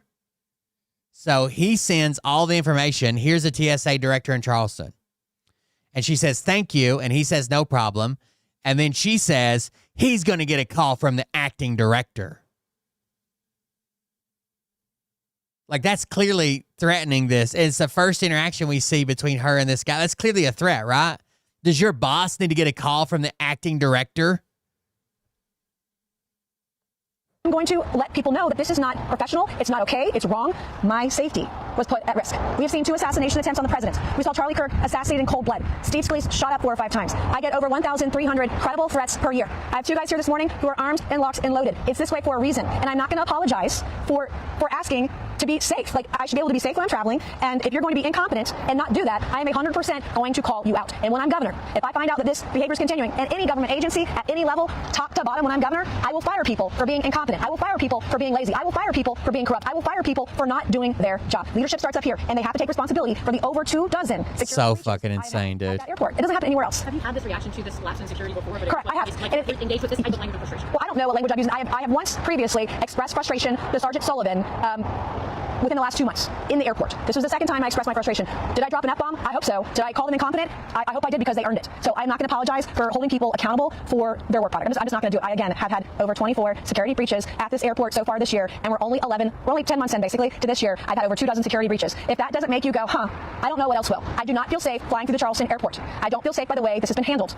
And it does seem like someone mixed up silver and white BMW. Like, that's probably the most egregious behavior we have here. Compromise my safety of my employees when they travel with me, the safety of my children when they travel with me. Safety is not, I'm not going to compromise on that. I'm not going to allow mediocre government employees to put my life at risk. That's not ever going to be tolerated with me as a member of Congress or with me as the future governor of South Carolina. I want the best, the brightest, the hardest working, the proudest, and there are some really great guys and gals at the airport. But again, there are a few bad apples that have to go. What's the airport's response been when you brought these concerns up? You said you brought them to them before. You'll see it in the text messages. They take responsibility for it generally and promise to do better and then never do anything. And so I am tired of it. I am frustrated. I am absolutely pissed off about it, and I'm not going to tolerate it. And I've been dealing with these issues privately with the airport, so maybe this is a good thing that this happened and it is so public, because maybe they will finally change their tune and do the right thing for safety at the airport. It's 9 minutes total between, she says she pulls up, no officers in sight, 7 a.m. we have her, in quotes. 9 minutes between her getting there and officers being there to escort her. Even though the officers were there waiting at 6:34, they were just at a different gate than I guess she was using. So maybe I believe this will end up being a good thing overall. Have you talked to any members of the board at the airport? I have not, and I don't trust anybody over there. I missed several phone calls from Elliot Summey this morning and a text, and he's not getting a response from me. He can deal with TSA and my staff. I will not. I'm out of it. And I've never, ever seen her back down, apologize, say, you know, maybe I overreacted ever. It's always full steam ahead. How much press can I get out of this? Hopefully they will do better. And I'm hoping that by being so public about this, that they will change their policies and keep people safe at the airport. I do not feel safe for over 24 reasons. It would not have publicly come out if they had not played this political game. This was a political hit job. And again, my safety shouldn't be political. And I find it ridiculous. I find it incompetent. And I'm just not going to tolerate it. If leadership starts at the top, though, shouldn't you sit down with Elliot Summey to have these conversations? I've had these conversations with him in the past. I've had these conversations with airport security. The ball is in their hands to fix the problem. We are dealing with TSA, and we've requested TSA's assistance. They have been wonderful, and we will continue to do so. But until they are willing to acknowledge the problem, until they are willing to apologize for the problem, and until they are willing to fix the problem, I have nothing more to say to Elliot Summey other than you're fired when I'm governor. All right, is that it? Okay, thank you so much, guys. And then one more thing I'm going to add. We also have audio that we are getting that we will also release either today or tomorrow. It'll be audio between my employees and airport security. So we're going to be very transparent about everything. So thank you very much. I appreciate it. This is for you. It's freezing out. I'm shaking. There we go. Fucking loser, piece of shit, Karen, goddamn cunts. Anyways, I guess thank you guys for joining us. Thank you for being here. If you want to support the show, you can do it at buymeacoffee.com/coldbeer. That's how I pay the bills around here. Thanks for hanging out with me. Listen to me bitch for a while. That's seems like all we do lately.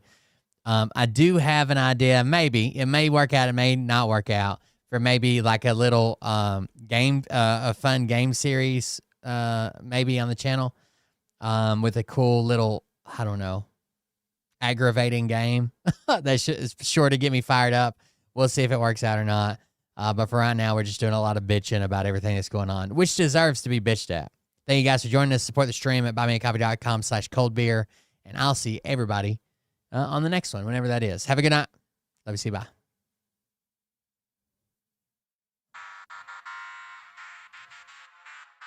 But I can tell you this about if this douchebag happens to see this particular show, you don't have the forking balls to call out the people on this planet by name and tell them exactly who they are and tell them the rest of the world who they are. You don't have the forking balls. You don't have the balls. Okay, Scott. Here we go, I think I started some shit. Listen off, it's about to get lit. Get the place in the best, you know that stage is set. You better buckle up, cause you ain't seen none yet. Here we go, I think I started some shit. Piss them off, it's about to get lit. Get the place in the best, you know that stage is set. You better buckle up, cause you ain't seen none yet. And they say that I'm a lunatic. Well listen bitch, I came equipped with a quick wit and a 6th sense for the stupid shit. Where my true believer? Y'all need Jesus. Praise the Lord, head to the extreme. All these false fucking prophets who profit off of gossip. Worshipping drums, cocking, begging for a throat deposit. Swinging fucking meat hammers like four in a thong. He's strapped to the shaft, eating his chest like he's King Kong. Starving for attention, I'ma make your gut burst. I'll be your huckleberry, I can quench that thirst. Baby eating lizard people, alien sex. What's next? Trump in a dress, fucking Flynn on his desk. A retard in a vest, climbing up 5G towers. Cause you told him if he did, he'd get fucking superpowers. Here we go, I think I started some shit. Piss them off, it's about to get lit. Get the place in the best, you know that stage is set. You better buckle up, cause you ain't seen none yet. Here we go, I think I started some shit. Piss them off, it's about to get lit. Get the place in the best, you know that stage is set. You better buckle up, cause you ain't seen none yet. I used to find clues too when I was high on shrooms. I found myself a tunnel that led to Jason Q's bedroom. Open his closet, I found some of his meat rockets. I strapped them to my shoes and then I flew through the roof. I found myself in orbit strapped to an F-16. High on amphetamine, with Trump in between. Put on a light coat of baby oil and saluted the troops. He tapped me on the shoulder and said, "This is gonna be it." Whoa, wait. Stop. What? What? I'll get my files. Wait, what are you doing? Stop. Fucking stop. Dude, come on. Seriously.